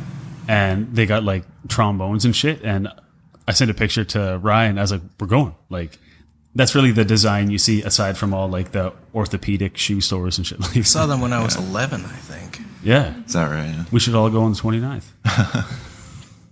Yeah, that poster definitely like punches out too. Yeah, like it really catches your eye. And I mean, Joey used to work for Metropole, and there was like a period of time there where the designs that Metropole were putting out just punch you in the face. Yeah. They were all just really vibrant, really eye-catching. And then sometimes you got your show posters and stuff like that or they're using real photographs of people looking slick, like flashy little designs, big colors, huge gradients and stuff like that. It's a different realm entirely. We had the biggest gradients ever. Yeah. I've never seen such gradients. And then you take like what Metropole did, for example, and a lot of it was hand drawn. From what I remember, some of it was screened. It was usually really simplistic color schemes, but it was just eye catching. And I feel that that's like kind of where the line is drawn, is a lot of these posters being handcrafted, pen and ink. Altered in the computer slightly, but they don't have that glitz and sort of glamour that you get from, say, like club posters. That design element too, right? Yeah. Yeah. What do you think, Joey? What's design and what's art around here? Where's the barrier? Just what do people consider art and what do they consider like design? Like That's all right. like show posters and all that. Like there's some really good show posters in this town. But to me, because it has information on it that has to be communicated to serve a purpose, that's a design. But if you took all the type off, it would be an awesome piece of art. I always think of like the difference between design and art being like who gets a day pass. As in like designers get a day pass to delve in art, and artists now and again get a day pass to delve into design in the sense that they get paid. Yeah, that's true. And it's like they both are terribly interested in each other's worlds, and yet like neither is willing to commit to the other, and both assume that they have some overlapping kind of sense of region, but neither, I guess, really does. Like there's any number of things you could say that overlap in design and art. But really, most of them come down to like I think of physics and the idea of like practicality, in the sense that you can kind of calculate how many computations can be done in a certain amount of time. But if you require an infinite amount of energy, it's not realistic. It's not worth considering. Mm-hmm. Even though it's like a terribly compelling bit of physics, if it doesn't like serve a human function, then it's not worth considering, and you go about, doing something that's more practical. That's kind of design. And art kind of gets to kind of explore these infinites ad nauseum to the sense where like they may or may not ever achieve a specific outcome or purpose, and that's fucking obnoxious. And Look what I made. yeah, It's like- exactly, which yeah. is rad a lot of the time. But both sides say, "Look what I made," and yet with design, I don't know. I think the difference is that there really is no inherent difference, except when either side adopts what would be considered kind of like a mantra or a method, and that annoys the fucking piss out of me. There's definitely like a groups of people who feel that there is like a huge difference between design and art. And looking online and realizing that there's actually debates, like you can find any article of any type of people debating that they are separated, and here's points that clarify that, and I can show you this. And then other people say, no, there's no difference. No, and So it's like, it's a battle, because I went through an article and every point that the person was trying to make of, like an example is design solves problems. Art is interpretive. Well, so is design. Like if you put one thing into all those categories, for example, if you were a super boner for an iPhone and you could see it as a beautiful piece of art, or somebody designed that, it's like everything fits in both all the time. Yeah. Well, yeah, I totally agree with that. And speaking before about the infiniteness of art, about how you can just never get to the bottom of it, and it could never end if you want to make it forever. I mean, with what Matt does, Matt Andre's on the couch here at Work the Angle on Instagram. For me, looking at Matt and people like Sean O'Keefe we've had on the show as well, and we've had like the Dobell brothers who, if they had to get a job plumbing all day, they would go home and make shit for themselves. I used to plumb. It's not so bad. It's great. It's fucking art, honestly. Well, see, like there's Of all the trades, like plumbing, you actually have to think in terms of Lego. Like you actually have to constructively like build this 3D scape around how water is going to progress at an eighth an inch per foot at a downward linear motion throughout an entire 3D scape. It's amazing. well, it's engineering, which is another art. It's another way of designing. It's another everything. And the thing that, because I appreciate art more than I appreciate design. I think because I got into design just before it got really self-congratulatory. Yeah. Where I don't, it bothers me to see people present like, look at this button I made for this fucking who gives a shit that nobody's going to see. Isn't it gorgeous? I'm like, I have the same tool. You spent way too long on a minor detail. I would fire you for spending all day on that. You definitely didn't get into it before it got too self-congratulatory. But I think you got into it before it was like, again, I talk about physics in the sense that when it's efficient and when it's not. Yeah. Because anyone could talk about anything in the sense that like if we only had X amount of energy, we could achieve X amount of results. Yeah. And design tends to resolve to these ideas that if we only had all the time in the world and X amount of budget, we could produce beautiful, eternal things. Yeah. Only those aren't real world, characteristics that everyone has to deal with. Artists typically have to deal with real world characteristics. So that's one of the key dividers between them. Yeah. One of the things I was thinking of when I was like, before it got too self-congratulatory was with like Twitter and Dribble and all this kind of stuff, where it's just like, let me inflict you with all of my marginal thoughts. It's like, cool, that's fine. Why don't you finish the project and get paid and then move on to the next one kind of thing. Like I consider, because like I used to draw and do all that kind of stuff, and I'm getting back into it, but art is fun, design is work. And work can be fun, but for me, there's a definite divide. That's it. That's the worst divide you could possibly draw, though, that art is fun, design is work.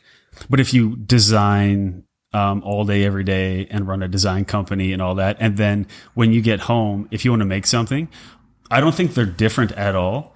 But in my head, art is fun because I'm the client, and it doesn't. Art is fun because you don't do it all day, every day. Yeah, so you've created a false dichotomy. With Oh yeah, absolutely. Design, yeah. Then also, I make all the calls. So I would never draw something that I really like and submit it to myself and say, can you make that red? Because I'm like, well, I would have made it fucking red if I wanted it red. There's no feedback other than whether you're into it or Those not. are valuable, those harmonic loops, like even those self-referential harmonic loops, though. Like, But what happens when something you designed, you got paid to design, Yeah. somebody else thinks it's a piece of art? Then I should charge more. But like it's hated yourself more as a result. but I totally get what you're saying too, Joey, is that if art was the all day, like the self exploration, I'd be like, God, why do I have to have all the ideas? Why doesn't anything ever end? And then the side gig is like, oh, I do design and it's awesome because they just give me feedback and then it's done and then I get paid. But then I have to go back to art, which never ends. There's still exploration in design. Oh yeah. Well, the frustrating thing is that there are answers in this basic question. One is that art is something that's done once.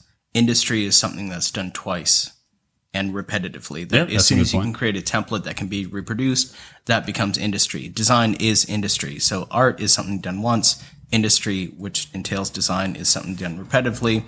People like Chuck Close, wonderful artists, have come to these amazing terminuses that say that inspiration is for amateurs. The rest of us get to work. Yeah. Which is to say that there is nothing that really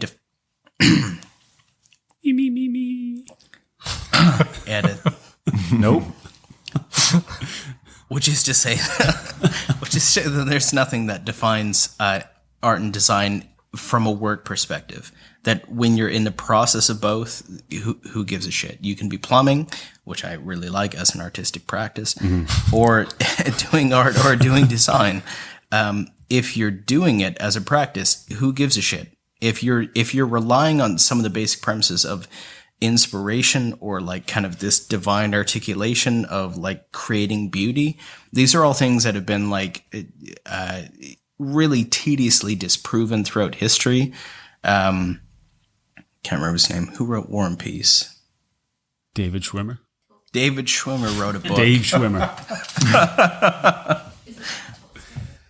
No, I think it's Dave Schwimmer. Okay. Either Dave The Schwimmer subtitle or was Tolstoy. We Were on a Break. Wrote a book called like something about fucking art and beauty.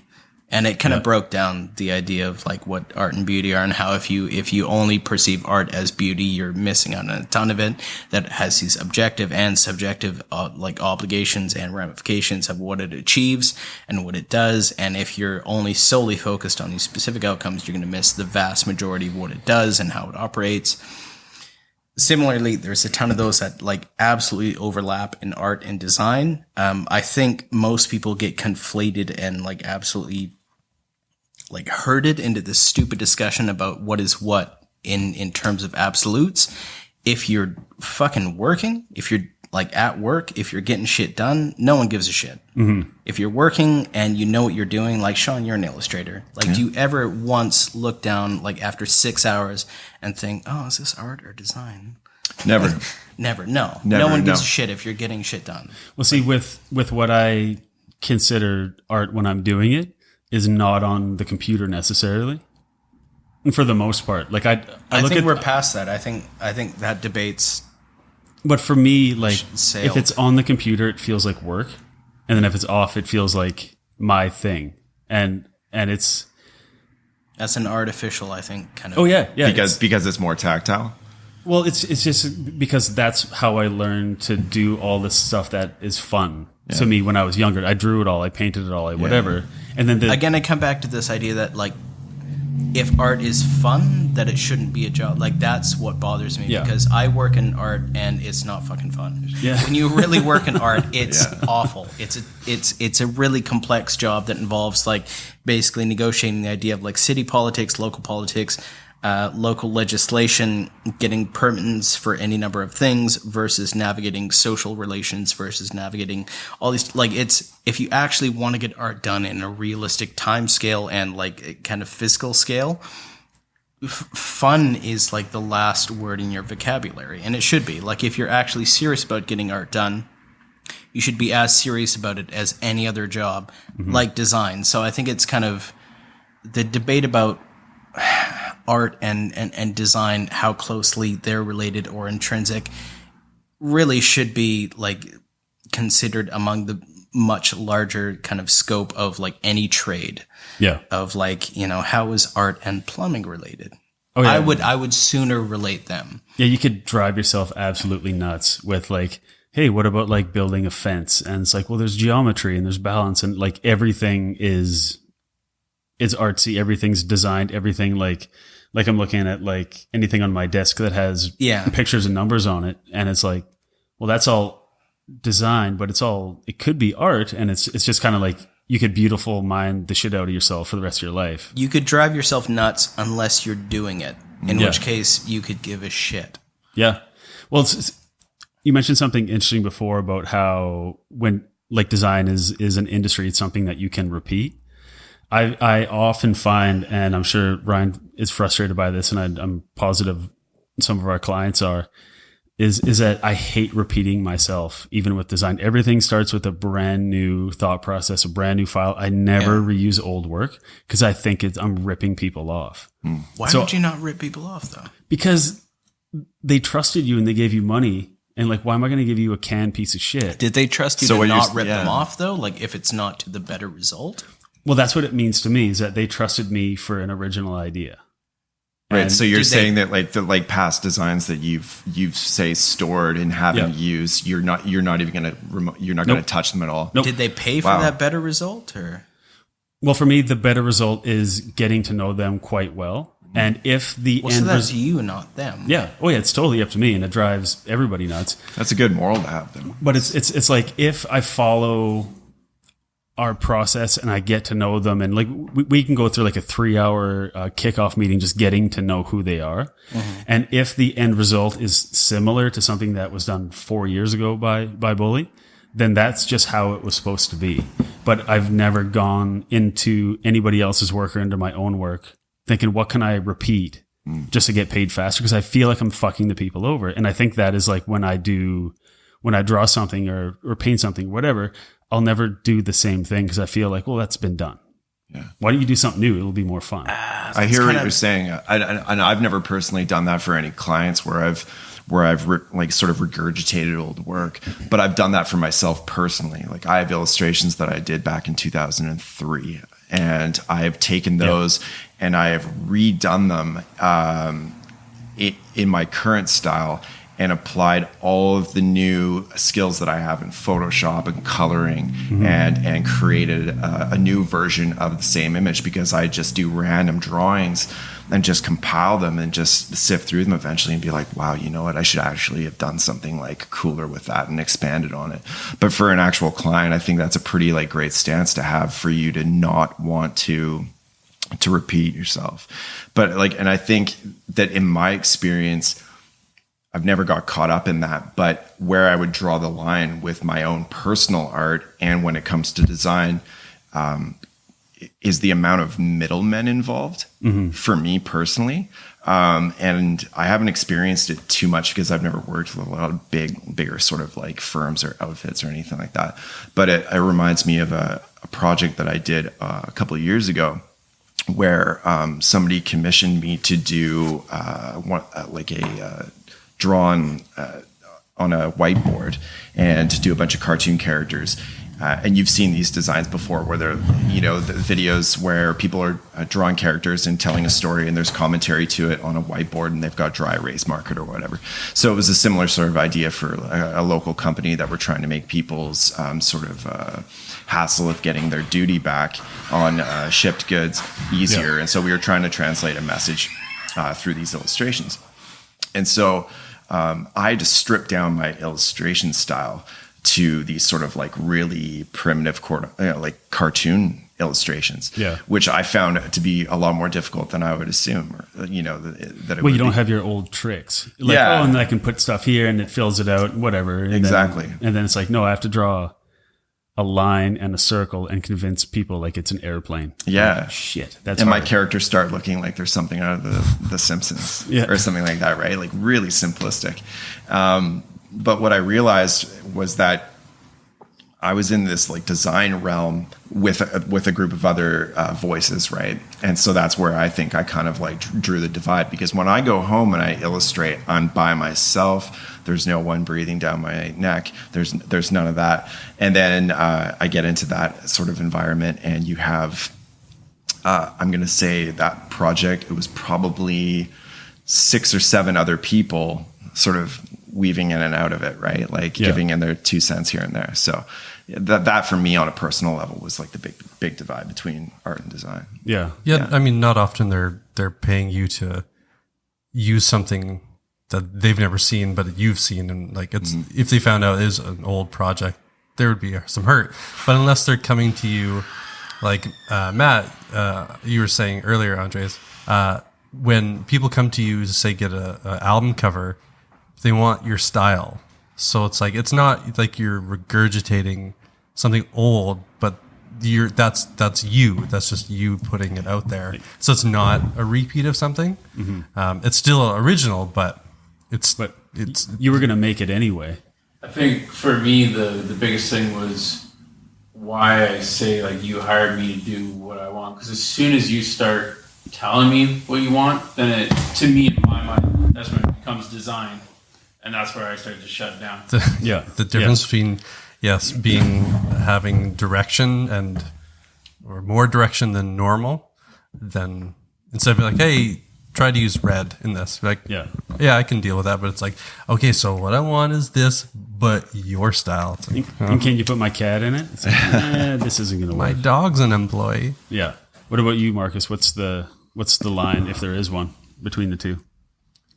Honestly, I don't give it too much thought, because it just blurs, because it really is, for me, up to how you perceive it. Because I'll find something, like, it doesn't even matter if it's whether it's a poster or something that is a piece of architecture, but if I'm attracted to it for more than a second and I'll look at it and think like, oh, that's kind of interesting, sure, you could view it as a piece of art, but then I think in my head, like, oh, somebody designed that. That's my thought. Yeah.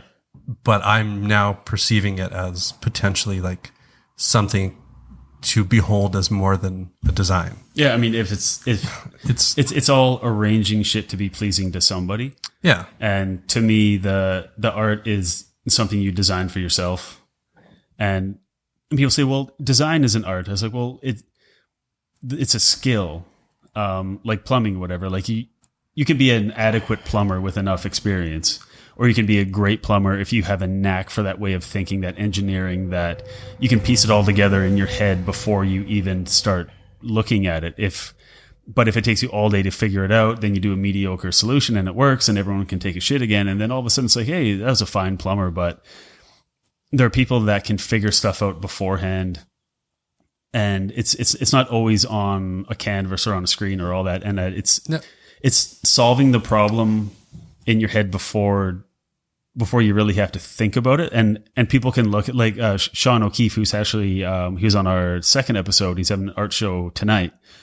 For the first time since I've known him, I saw he was struggling with a blank canvas, because normally he makes tons of stuff and he's pretty prolific. And then he just put up a blank canvas. He's like, fuck, like, I don't have it today. Like, now I have to start basically designing. Like in my head, it's like, okay, well, I'll start designing something over here and I'll start arranging objects and see if anything comes out. And that's how we approach a lot of the design work, to see what comes out. But then now that I say it out loud, that's how art works. You just start arranging shit. And when it starts clicking, then you're like, oh, I wasted 2 days not knowing what to do, but that happened and now I can finish it. One thing I'm curious is if you guys have ever had the experience of somebody seeing one of your designs, but then saying something to the degree of, I want that design, I want that on my wall, but I don't want any of the text in that design. I'm not interested in whatever that's advertising. I just want the art itself. Yeah, we've had people that in my freelance career prior to, they'd be like, hey, I really like that thing you did for so-and-so.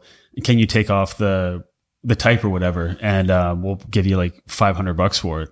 And I say, no, that they paid me to do that. I can do something new for you. And they say, well, we want that. Oh yeah. It's like, well, you ask them, because I'm not going to go to them and say, hey, can I resell the thing I did for you? So now there's 2 of them. Yeah, that gets And $500.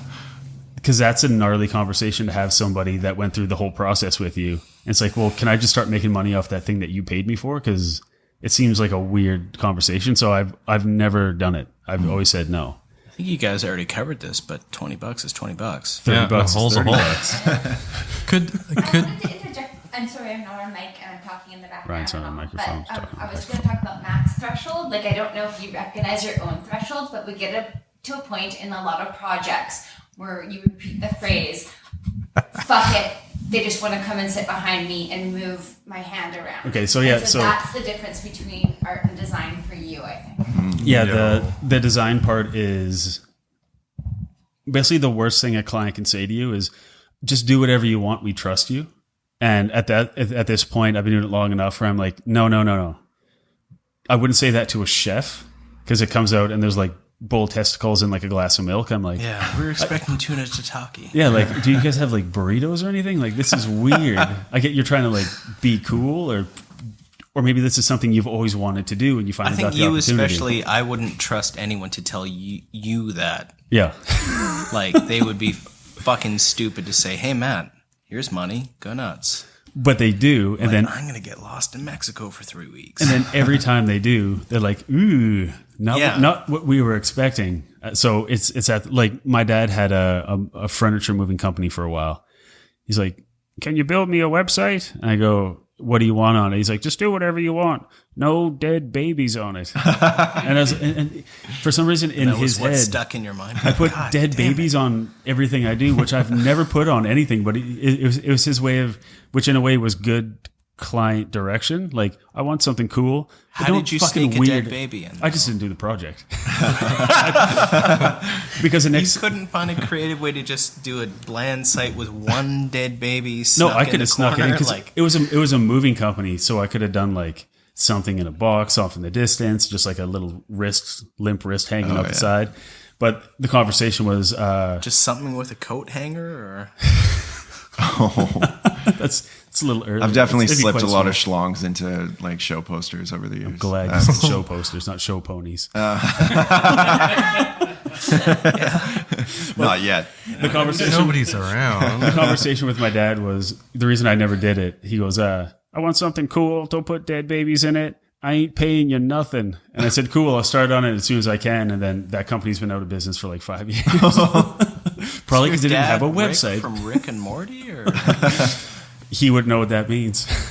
But yeah, so with the your kids, though. so what about when people, I guess that's another area too. Like when people come at you thinking that your design, like, oh, I can apply that. That can be a piece of art. Or when they come to you and say, oh, your design, that could easily be a piece of art. Like it's weird because you put your own constraints on yourself for art, but then you have different constraints for design. And if someone asked me to take a design I was working on today and like make that a painting, I would lose my mind because I wouldn't be able to do it. I'm like, if I'm painting it, I can do whatever I want, but this had constraints and I fulfilled the job and it went well, but it's not what if I owned this company, I wouldn't have done that because it would have been mine. I can snag this and I'll pass it off to you afterward. I'm passing around a show pony. I'll tag this real quick. Don't even know what that means still. I think, It's horse sex. Let's just put it out there. Yep. thank God. Let's that's just be out. honest with each other, guys. It's horse sex. Finally, we're saying it. God, I feel so free. Such a much more comfortable environment now that that's out in the Explains all the horses Yeah. too. Now that I know why we're here. Anywho, And your chosen lubricant is? Gatorade. Oh, Made in tail. Farmer's glue made from horses. it's only a lubricant for so long, you know. It doesn't take that long. Anywho, Ryan, are you editing? nope, that's me. Oh, we have zero editing. I don't edit shit. who needs? No, if you hear a 2-hour episode, it wasn't 2.5 hours before. Yeah. Okay. So I have no idea in an unedited kind of program how to respond to horse glue as a response to lubricant for horse sex. Yeah. In response to agree. your original question, I think, which I can't even vaguely fucking remember. But Like translating design into art and vice versa. I think it's a super stupid, dumb, overly particular decision that people make.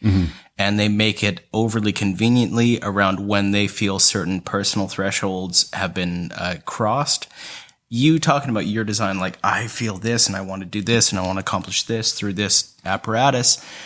It's really easy to say, like, oh, well, you've delved and you've stepped on my toes as an artist. And this is such a super common thing in the idea that most artists don't want to feel like they're practitioners of something, and most designers don't want to feel that they're artists. So they really want to stay as mutually exclusive as possible.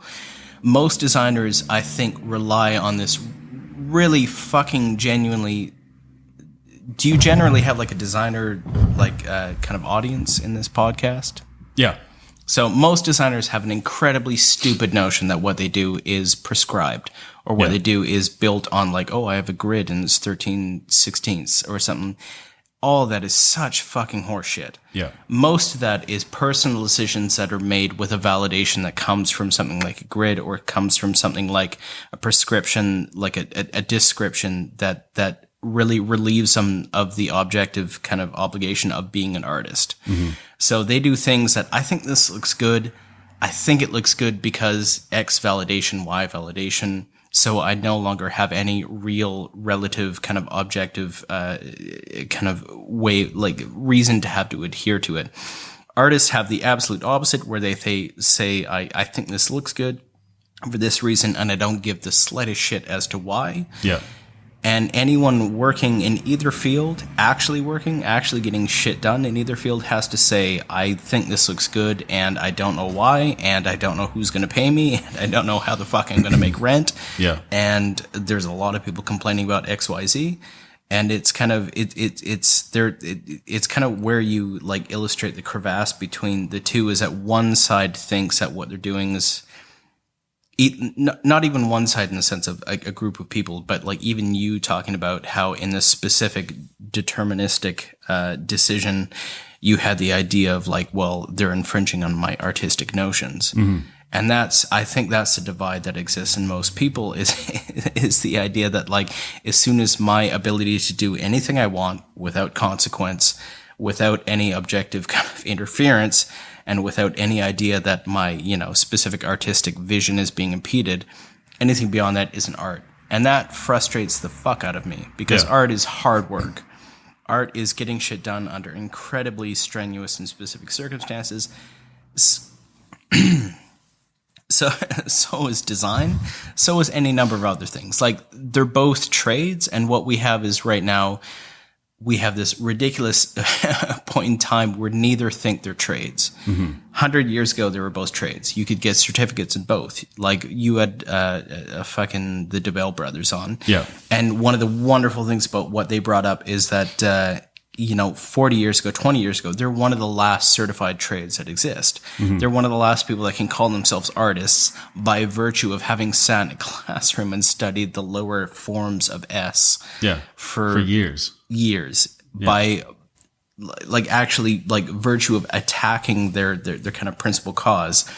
Whereas I think designers nowadays have no connection to that. No. Artists have very little connection to the idea of actually making a living at it. So it's kind of, they're both complaining about the same thing from completely different points of reference, which is super fucking frustrating. I think like my day to day is websites. That's primarily what I do, and there's a surge of websites now of in like what you might call like the brutalist or brutalism of websites, and I wouldn't information length. Yeah, I wouldn't doubt say everything now. that a lot of the people who are designing those websites consider themselves artists because of how it looks. But they're also adapting to brutalist information. So they're also creating a piece of art in the sense that it's reacting to an incredibly low input, in the sense that fucking vacuous, like know nothing, say nothing companies now want to pretend they have anything to say, are still purporting to like come to the fore as saying like, oh, make me a website. What do you have to say? What's the content? I don't care. I don't do anything. I don't say anything. I don't mean anything. Please make me a website. Make me look I cool. think there's a certain artistry to that. What I hate is the idea that there's a method to that. And what I hate is the idea of conflating method and artistry, because they're both different skills. But I don't like the idea that people make arguments for how they're independent. Well, it's funny because the people that make it, I think, are the people that design and people that create art are far more aligned in their thinking than they may realize. But the funny thing is that I think that Jackson Pollock just sold to that guy from China who has like he might own like Alibaba or something like that, just crazy thing. And it was like $60 million for like a Jackson Pollock. And he accepted it. And it's a thing of beauty, and he'll put it in his home and he'll look at it every day and feel happy. If you try and sell somebody a web page for $600, they'll say, can you move that button over there? Like, there's less trust in design. Like, I trusted that artist made all the right choices because it's creating a response within me. Yeah. Where a lot of stuff we do, it's a living piece of art, or a design that it's never done until basically they lose interest in it. So it's like, We've had some thoughts and we want to tweak this. Like, if that's how art commissions worked, nobody would do art commissions. And I think the fact that design is a great job. No, but they do. There's most art commissions now have some sense of their kind of environment that they come into. So even though the tweaks may or may not be expressly conveyed like they are in design, they're all kind of still absorbed. They're all still entered into the process. Yeah, I don't think a piece of art has ever gotten 2 pages of feedback of changes. I was like, no. Can you put the top on the bottom and the bottom on the top? Design is one of the main facets of modern art. Yeah. Because you can design a 3x6 piece and you can sell it for $3,600, like no dice, because you're basically inadvertently participating in interior design rather than art, but you're still conflating an entire larger idea. I witnessed that at the Moss Street Painting this year, actually, because my fiance had a bunch of artwork there, and there were a ton of people that were coming by that were looking at her pieces and thinking exactly where that's going to go in their house. Yeah. But they all took... Or where that's going to go in someone else's house. Yeah, exactly. And they all took a break, though. They sat on it. They thought about it. They went to their places, took measurements, then came back and made that choice and bought it like on the spot. Yeah, and that's essentially like Marcus, with you were saying everything you do is a website.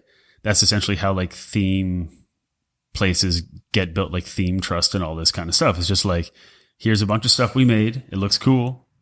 Buy it if you want. But the cool thing with that is you can sell that piece of art 25,000 times. Yeah. And the people can take it and go home and rearrange the pieces if they want. They're all going to fuck it up. But you did it once and sold it 25,000 times. So, I mean, there's more promise in design, but the basic mechanics are the same in art and design, in the sense that whereas you couldn't get $600 to propose a great website for someone, Jackson Pollock could. Yeah. Whereas he could get millions of dollars for a piece of canvas as tactile material that would be, in essence, have the ability to be sold and resold with this kind of purported value. The same would happen with like a kind of an untactile object like a website. He could design a website and it would be worth thousands or millions. There are false barriers that exist. So in something like the object reality of a kind of item that is bought and sold and kind of has that kind of value that traverses between different mediums, that's kind of irrelevant to both art and design, that any number of people could come stomping through both mediums without even noticing which they're fucking stepping on. Yeah, and with what Ryan was mentioning before about how there are some people that we determine that all they want to do is move my hand until they can use my hand to arrange stuff in the way they want. Because there is a point where you see somebody with, a 8 by 10 foot canvas and jars of shit everywhere and the Cure's blasting in the back and they're just covered in paint and you're just like, whoa, I'm in a different world. But sometimes we'll get a client like, hey, I have that same computer. I kind of get how that works. just move that there, put that there, put that there, put that there. And I'm under no illusion that what we're doing is art and they have no right to ask for it. We entered into this agreement saying, we're going to give you what's right. But there's a point where what's right is just what you want. Because you don't want, you don't want our knowledge to guide it. You want our ability to use Adobe products to finish it. I'm of kind of the minority of views, though, that what you're describing is a subjective view around kind of what the local kind of inference has to do with how art or design is produced. Because I think they're largely the same in the sense that most people view, and I think what a problematic view with art is that it's completely immune to outside inference. And I think that's fucking bullshit. Most art, all good art, has had some inference that has been larger than itself. What I think the frustration people feel is that when the inference appears to be smaller than itself. So when your client comes in and says, it's not enough yellow in here or something like that. That's largely the complaints of design, where these specific, highly localized, highly like central kind of ideas that are specific decisions that are being reversed or made or negated. That's appears to be the divisive decision between design and art, in which one is autonomous and one is not. When it's not, it's industry, and so it's design when it is, and when you can say no, this is what it is, that is art. Neither of those really realistically reflect what working and creating work as a professional means. Like when you think of, what is Frida Kahlo's husband's name? David Schwimmer. David Schwimmer. Dave Schwimmer. He made a mural, David Schwimmer. I remember David Schwimmer made a mural, David Schwimmer, at the Rockefeller Center. Well, they lived in New York in that show. David, yeah. So, Right by the Central Park. Yeah. prequel to Friends, Yep. David Schwimmer. He made this fucking mural at Rockefeller Center, and it was this huge communist manifesto. Yeah. And they and Rockefeller came in and said, "I obviously can't let this happen. Like, I'm the most liberal billionaire that currently lives." And he was like, I can't believe this. You said I could do anything I want. And he said, like, you're clearly trying to fucking test me. Yeah. And I fully respect that.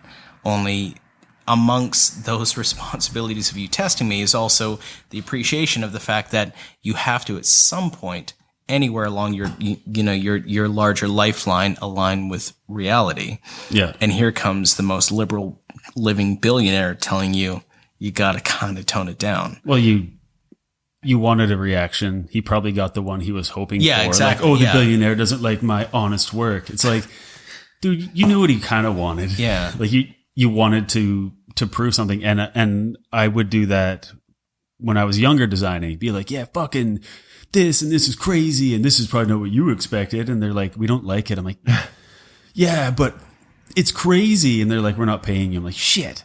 Like, I proved nothing to them. I proved myself to be an idiot. Yeah. And I didn't get paid. But the real question that I would ask is, what happened to that actual painting? To David Schwimmer? Yeah, what happened to David Schwimmer and his great painting? I came into this knowing very little started about working at David a- Schwimmer as an artist. I think he started working at I'm a going to museum. come out of this knowing a lot more. Didn't he paint the? Where did he go from painted there? the George Costanza. Yeah, he got a monkey and he started working at a museum. Yeah. He's doing well. Nice. But Going into that, though, one of our newer clients, that's why they hired you. Yeah. Is because they wanted you to do something crazy, but they totally gave you the caveat, like, not too Yeah. crazy. they said Yeah. crazy, but not too crazy. I'm like, you want something different? They're like, yes. So a straight jacket with one arm free. Yeah, with 8 boners poking out of the chest. But it was just like, they put it in a really nice way. Like, we came to you because we want something unexpected, but kind of like my dad, like, don't Please put a let dead us baby expect on it. though. Yeah. So, I mean, it's, damn, I thought we'd solve it. I think the big thing there. I thought we'd solve the unsolvable. I think the big thing is in the case of Pollock and even the story that you just told David Schwimmer. of David Schwimmer It's Rockefeller Center mural. is reputation. Tony Rockefeller skank. It's the reputation like of the actual Fat Boy Slims. of the actual artist. The remix. Yeah. I think that's the main, if I can cut in, sorry, the main thing I've been thinking for the last little bit listening to you guys is with an Joey's made more unusual sounds this episode than any other one. It didn't work. I think when you're selling art, the person that created it matters. When you're selling design, the people buying it don't care who created it. Ooh. In a lot of ways, yeah. Yeah, no, it's the reputation of a guy like Jackson Pollock, but most importantly, it's it's the mythos. It's the story behind him dealing with Rockefeller, right? Yeah. Having that like sort of debate, that story spreads. You now are repeating it. Jackson Pollock. And we know what his name is. David His Frida Kahlo's husband, David. The history in a place his history is out in the open. His alcoholism, his issues, his internal demons. There's documentaries about it. His relationship with Rachel. They were on a break, and he married Frida Kahlo for I think it's 3 months. But Divorced back with Is Rachel. Emily gonna get her like visa? Or Oh yeah, what? he moved to England or whatever. Yeah. Well, yeah, but only for like 3 months. Yeah. Well. The great decaf debacle of 2008. Yeah, but I think that's a great way of like the people consuming it don't give a shit who made it unless they're involved in that world and they want to know. Unless it's an object that can be resold, in which case it's consumerism, not art, and which is a huge component of that I'm not going to get into, but it's a huge valid component of the tell that commercial to mechanics of Kanye West then about his shirts. He probably thinks they're I art. would like to tell that to Kanye West now that you mention it. I'm sure he'd be exceptionally receptive. Yeah. But like before we started Can you recording, get him here? Yep. oh, he was just here before. Oh, yeah. He's like the pokeroo. You just missed him. So Canadian. No one outside of Congrats. Now you have to post a picture of that. 3-year like time frame in one country that knows that reference. Yeah, we're all in the room. Every Everyone once in a else while, gets a reference to rape or something. the company I work for, our CEO throws in a romper room reference. Creepy. And like the looking through the mirror, and like I see Mad, and I see, and there's usually two of us that understand even what the hell is going on because a lot of our staff is a bit younger, and it's fucking hilarious. Yep, we're all our references make us geniuses because we're all very young. Yeah, and we're very relatable. I'm glad we didn't solve anything. No, but I think we didn't come close. But I think it was fun to talk about. It was great. Are we like out of time? No, we have a couple more things to do. We have a question from the internet. Oh yeah, for you guys. Second time it's happened. Because I think the second time I remembered to ask people if they have any questions for our guest. 2 for 2. This one is from Blair Farrington at Northwest Blairatories. Holy shit, seriously? He does a Defino brewing labels, right? I know Blair because I bought about 2,800 pounds of letterpress equipment off him and his wife. humble brag. Well, he's using that to fund his internet connection, apparently, because he asked us via Instagram. There's also an interesting connection to that as well, because when we shipped and traveled by crane, all of that letterpress. You couldn't have thought of this beforehand, so this is totally equipment to the location, which was the 50/50. The 50/50, yeah, and they had like a shed out on the side, and which is an arts collective in town, art gallery thing. It's arty. Yeah. Art box. That yeah, art in. Yeah, it was a rat-infested box that Joey shipped. All this letterpress equipment. It was insanely heavy, and it was very difficult to get in. I think we trashed part of the door frame on the way in. We literally took the door frame out. Yeah.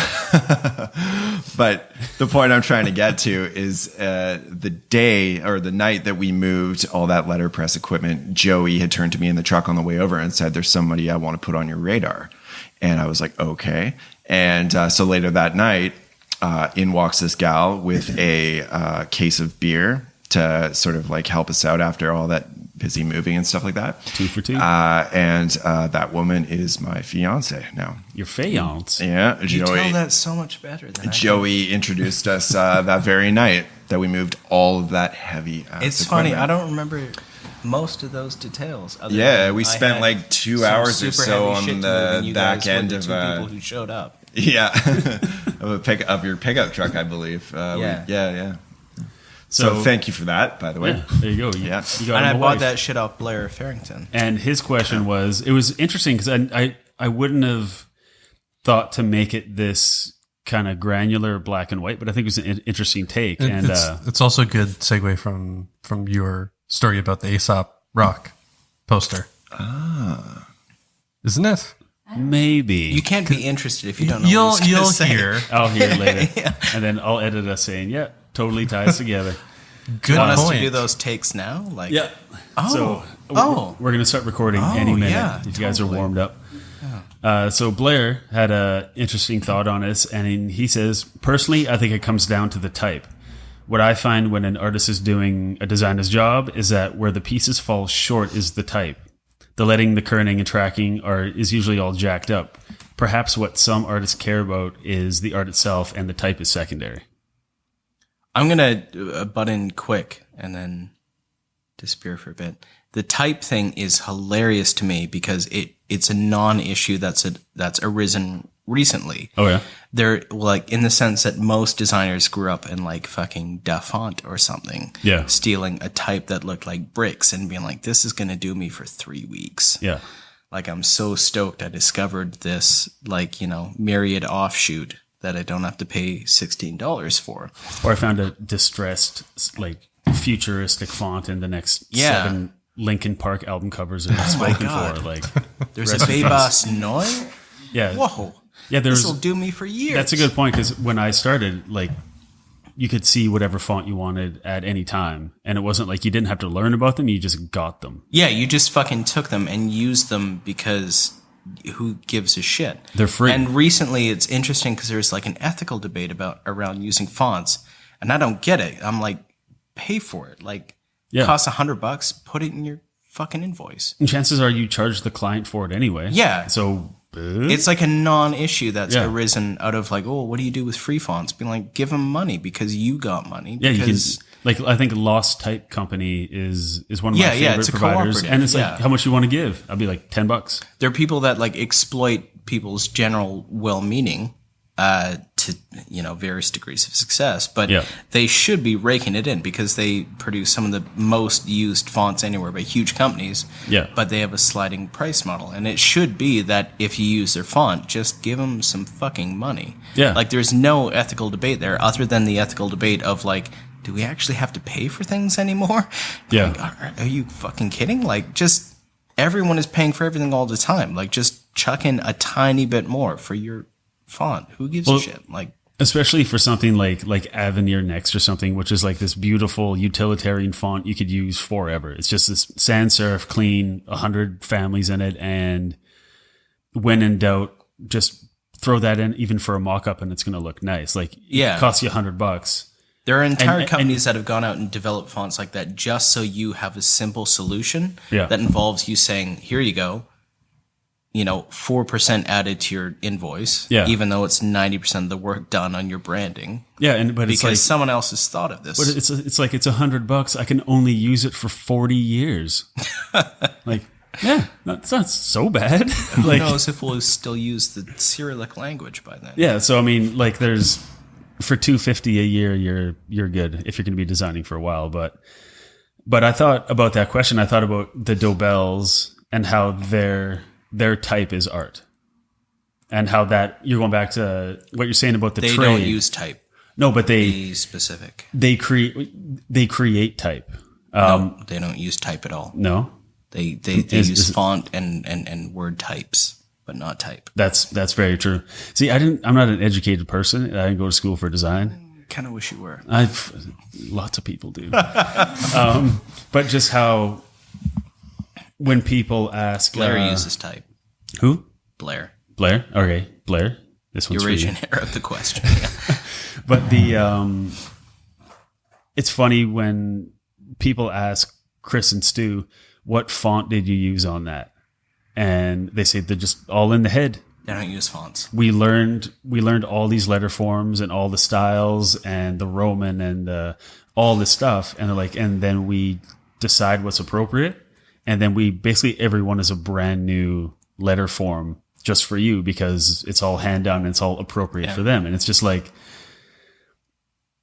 I would agree in that there's not a lot of typography in fine art. It's for the majority of the time, it's picture based. A lot of it, it's not celebrating type. Well, they come from a specific tradition that has actual meanings for some of these words, which is one of the things in design that I think is lost in terms of like when people offer opinions around what this means or what this means, is that there actually are definitions that exist around what a type is, what a font is, what a face type is, that these are all specific things that have specific connotations.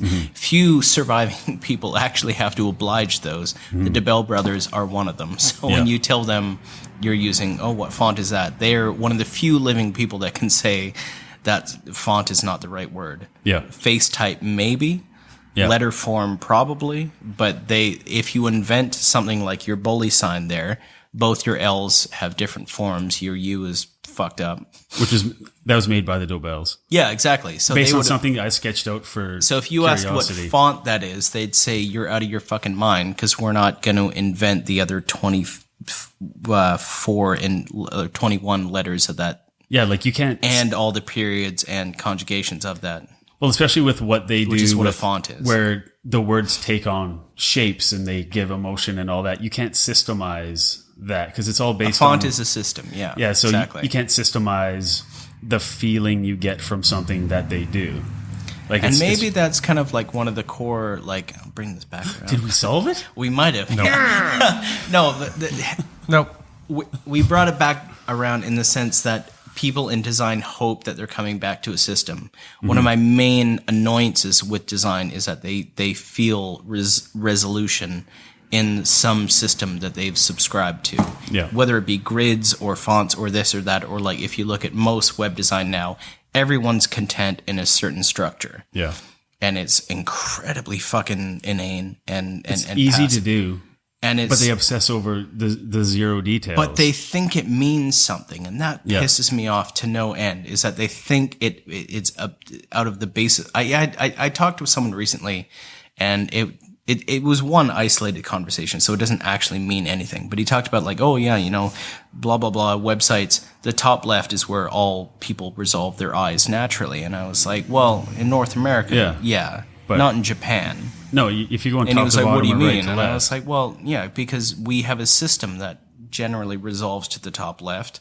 That's not to say that that's the most homogeneous like system that exists. That's not to say that that means fucking anything other more than like, oh, people like yellow. Plus, it's also expected. So where's the surprise that catches your attention? But it bothers me when designers subscribe to these notions as though they're sacrosanct, as though they mean anything. Like that's... I get really worried when designers think they mean what they're doing. Yeah. I get worried when artists think they mean what they're doing as well. I should definitely say, because that gets fucking annoying. So overall, you're just annoyed. I'm annoyed when I try to be. If I can, I'd like to be annoyed by other people. Yeah, well, you're in the exact right.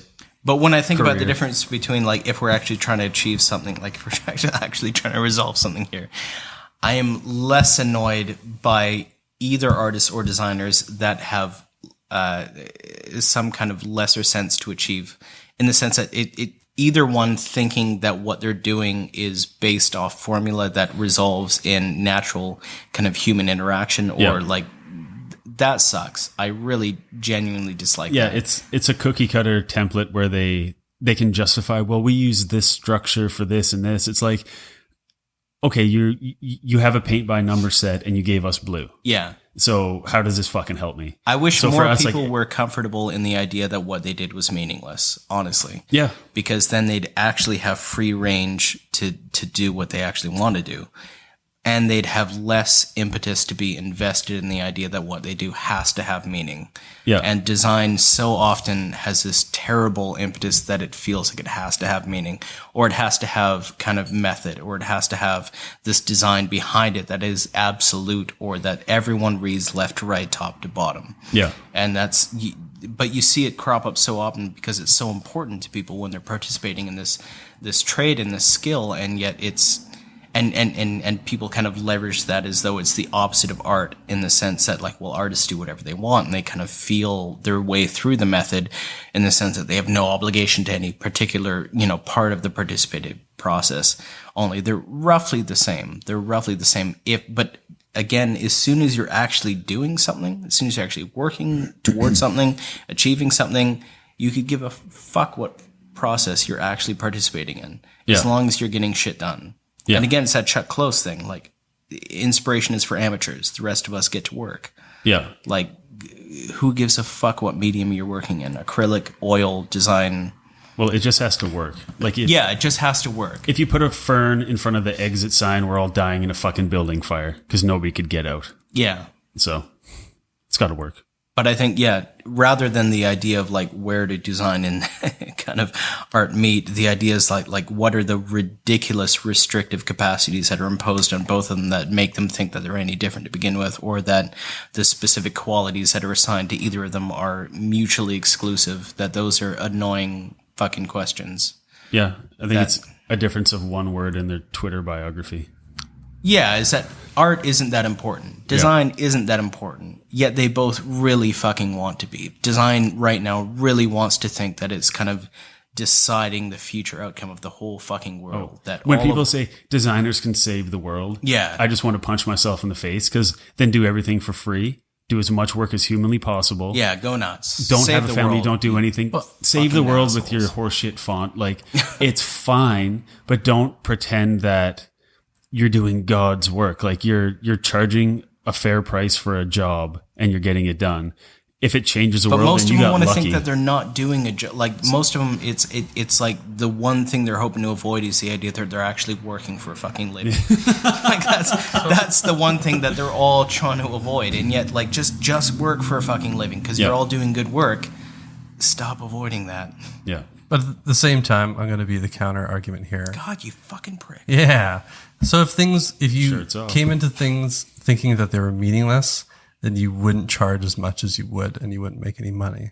But that's a human perspective, and that it's worth registering. Humans what use both of those things. Well, that's what art and design wouldn't need to exist without humans, for sure. So the human perspective of charging this or that, or perceiving a certain value, economical or otherwise, of course they are emergent of the human condition, but.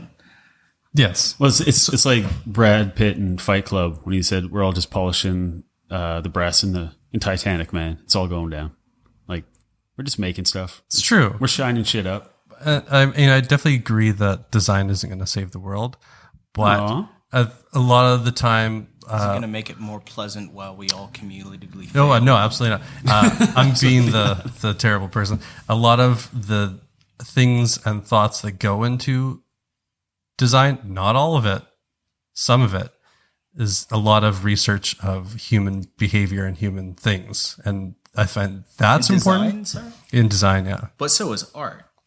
Well, most art has a ridiculous amount of background thought put into it and around how it can most possibly affect people. Sure, so then it's not meaningless.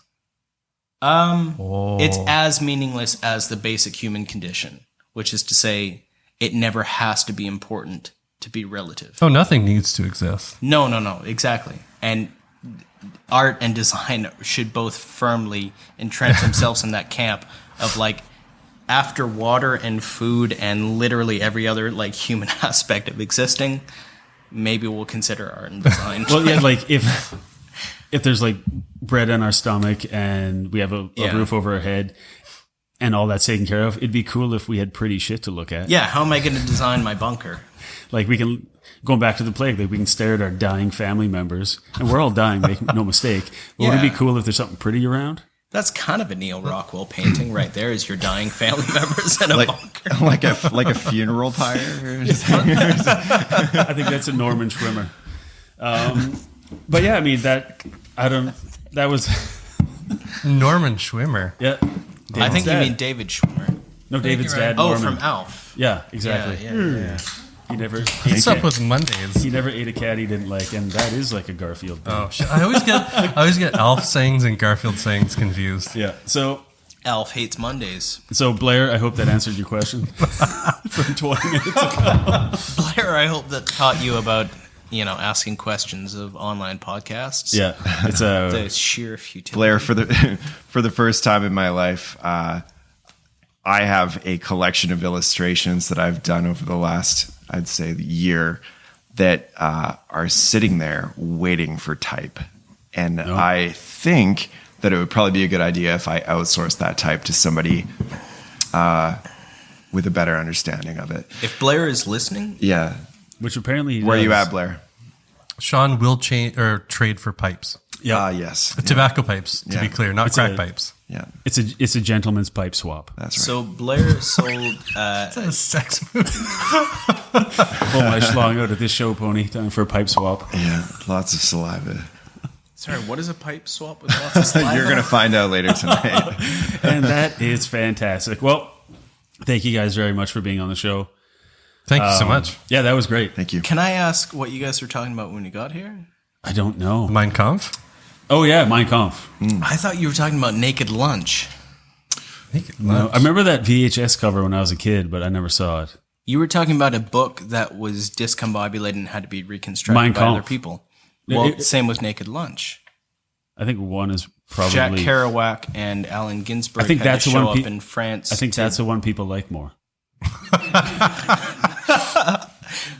I don't think so. I think Mein the other Kampf one is was probably more popular than Naked Very Lunch. popular for a short I period can of time. definitely tell you Mein Kampf is better written than Naked Lunch. Which one can you get at Chapters? Both, I think. What? I don't think Mein Kampf's banned, is it? Why wouldn't Not it in be? Marcus's house. Well, because it's it's a reasonable book by a shitty human being, like The Art of the Deal. My favorite Johnny Depp movie. Yeah. But Naked Lunch was like Allen Ginsberg and Jack Kerouac showed up in France and just basically found a bunch of pages on the floor and had to reconstruct it. So they inadvertently I see what you're edited saying. the book. And Mein Kampf was Hitler. He dictated it in prison. He never wrote it. yeah, He was ranting and someone was scrambling to write it down. It's kind of like how Gary Larson wrote most of the Far Side comics Yeah. from in prison. jail as a neo-Nazi. Yeah. The Mein Kampf of North America. But God, they are clever. These two cows. Get it? It's at the desk. It should not be there. It's a cow. The door says exit only, yet the That's why- genius is trying to enter. That's my favorite part of all time. He's just like leaning hard into the Isn't pole there door. a sign saying like so-and-so's school for the gifted? Yeah. Yeah. Amazing. So thank you guys very much for being on the show. We should have you back. And I have a feel we could pretty think much you should. pull the pin on any topic and we'll talk for 2 hours because that was fun. But thank you very much. We still need to dissect Alien Covenant at some point. Oh my God! Can we separate podcast? I Please? need to be on the mic for that. Yeah, I want to hate this thing for the rest of the night. I want to hate fuck Alien Covenant. God, do I? So you can find Sean, all. do you have opinions on Alien Covenant? Yeah. I kind of liked Many. it, but And Prometheus. Oh my God, that's all you need. That's the foil right there. Yeah. That's like the Well, he's the arch mind- I nemesis. hated Yeah. watching it, and then after thinking about that with the Prometheus, now I kind of dig it. you know what the whole At thing least was? 4 hours. You know what the That's a part 4-hour that podcast. that I, Marcus is a Mein Kampf. hold guy, on, though. hold on. It's easy there. Jesus Christ. The one thing I will say, You like Mein Kampf and Alien Covenant. Like, I almost walked out how many during more parallels can you possibly draw? during the flute scene. I like Tiger Stripe was ice the cream and Mountain Dew. dumbest Two of the worst fucking things thing ever. I've I ever think seen. that says more about you that you almost walked out during the flute scene in the sense that you were there to begin with and probably paid for it. And you didn't Well, yeah. steal the fucking movie only to be annoyed as piss by the flute scene, being like, this wasn't worth stealing. I've only walked out of one movie, Movie. Spider-Man 3, Can't blame you. because Was it during the jazz scene? The Yes, jazz club? he came out. No, I must have been before that because he. What's his dumb face? Who was playing Spider-Man at the time? Toby Schwimmer. Sure. He comes out of the barbershop or the hairstylist, and he's got the emo sweep, and just was before he the goes scene into the and he jazz club. flips it, and I went, I'm done, and I just walked out. Wait So 30 more seconds, and he literally starts doing like the sharks and the jets, Never- snaps down the sidewalk. Never and then seen he it. goes into a jazz club with his lady, and he's wearing all black now.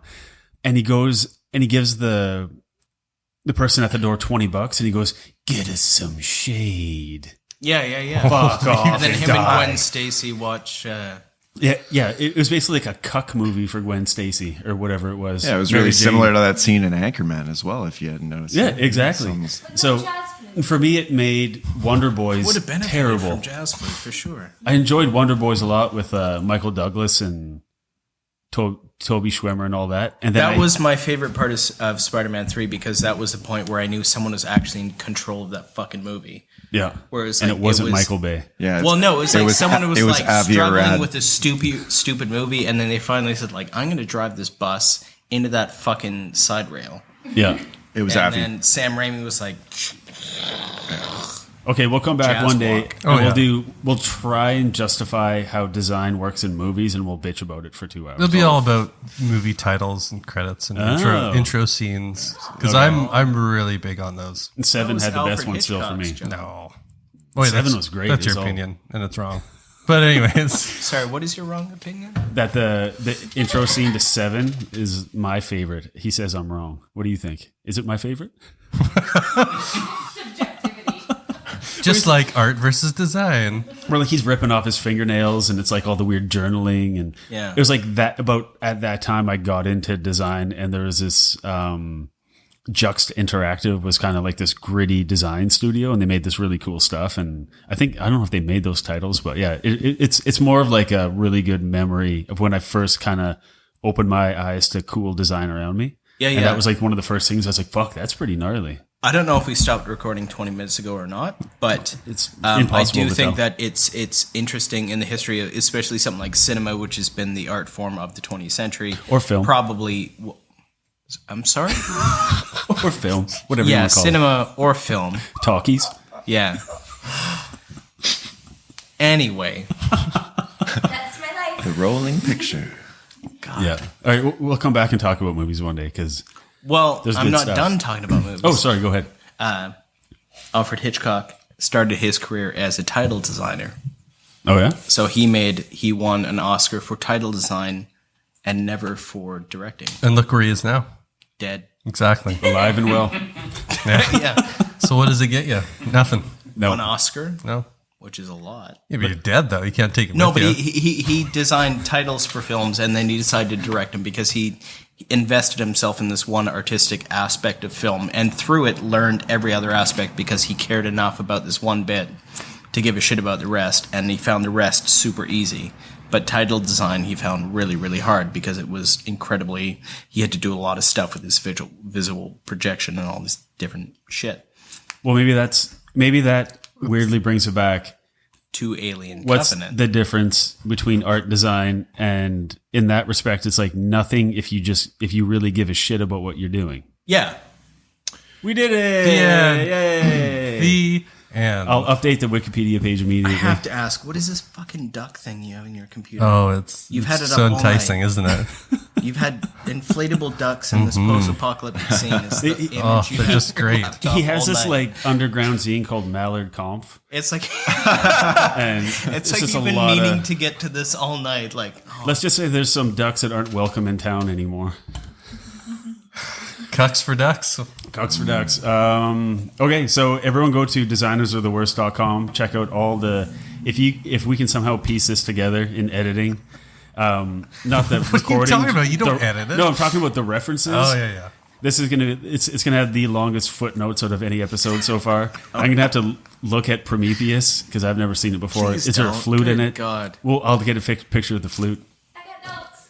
Yeah, Ryan has notes. I'm sure they'll be as sensical as this conversation for the, The most part. dictation. Let's not forget the dictation. Yeah, The yeah. common thread between Covenant, Paradise Lost, Milton, dictation. It's no, fucking. there is no common dictation Oh my God. because basically Stop. the engineers and the xenomorphs never coexist. That's what you just. The All right, everybody. congruent We gotta go. timeline was broken. Designersartheworst.com, social media at Worst Design Show. Thank you, Joey MacDonald, Sean Brookes. Goodbye.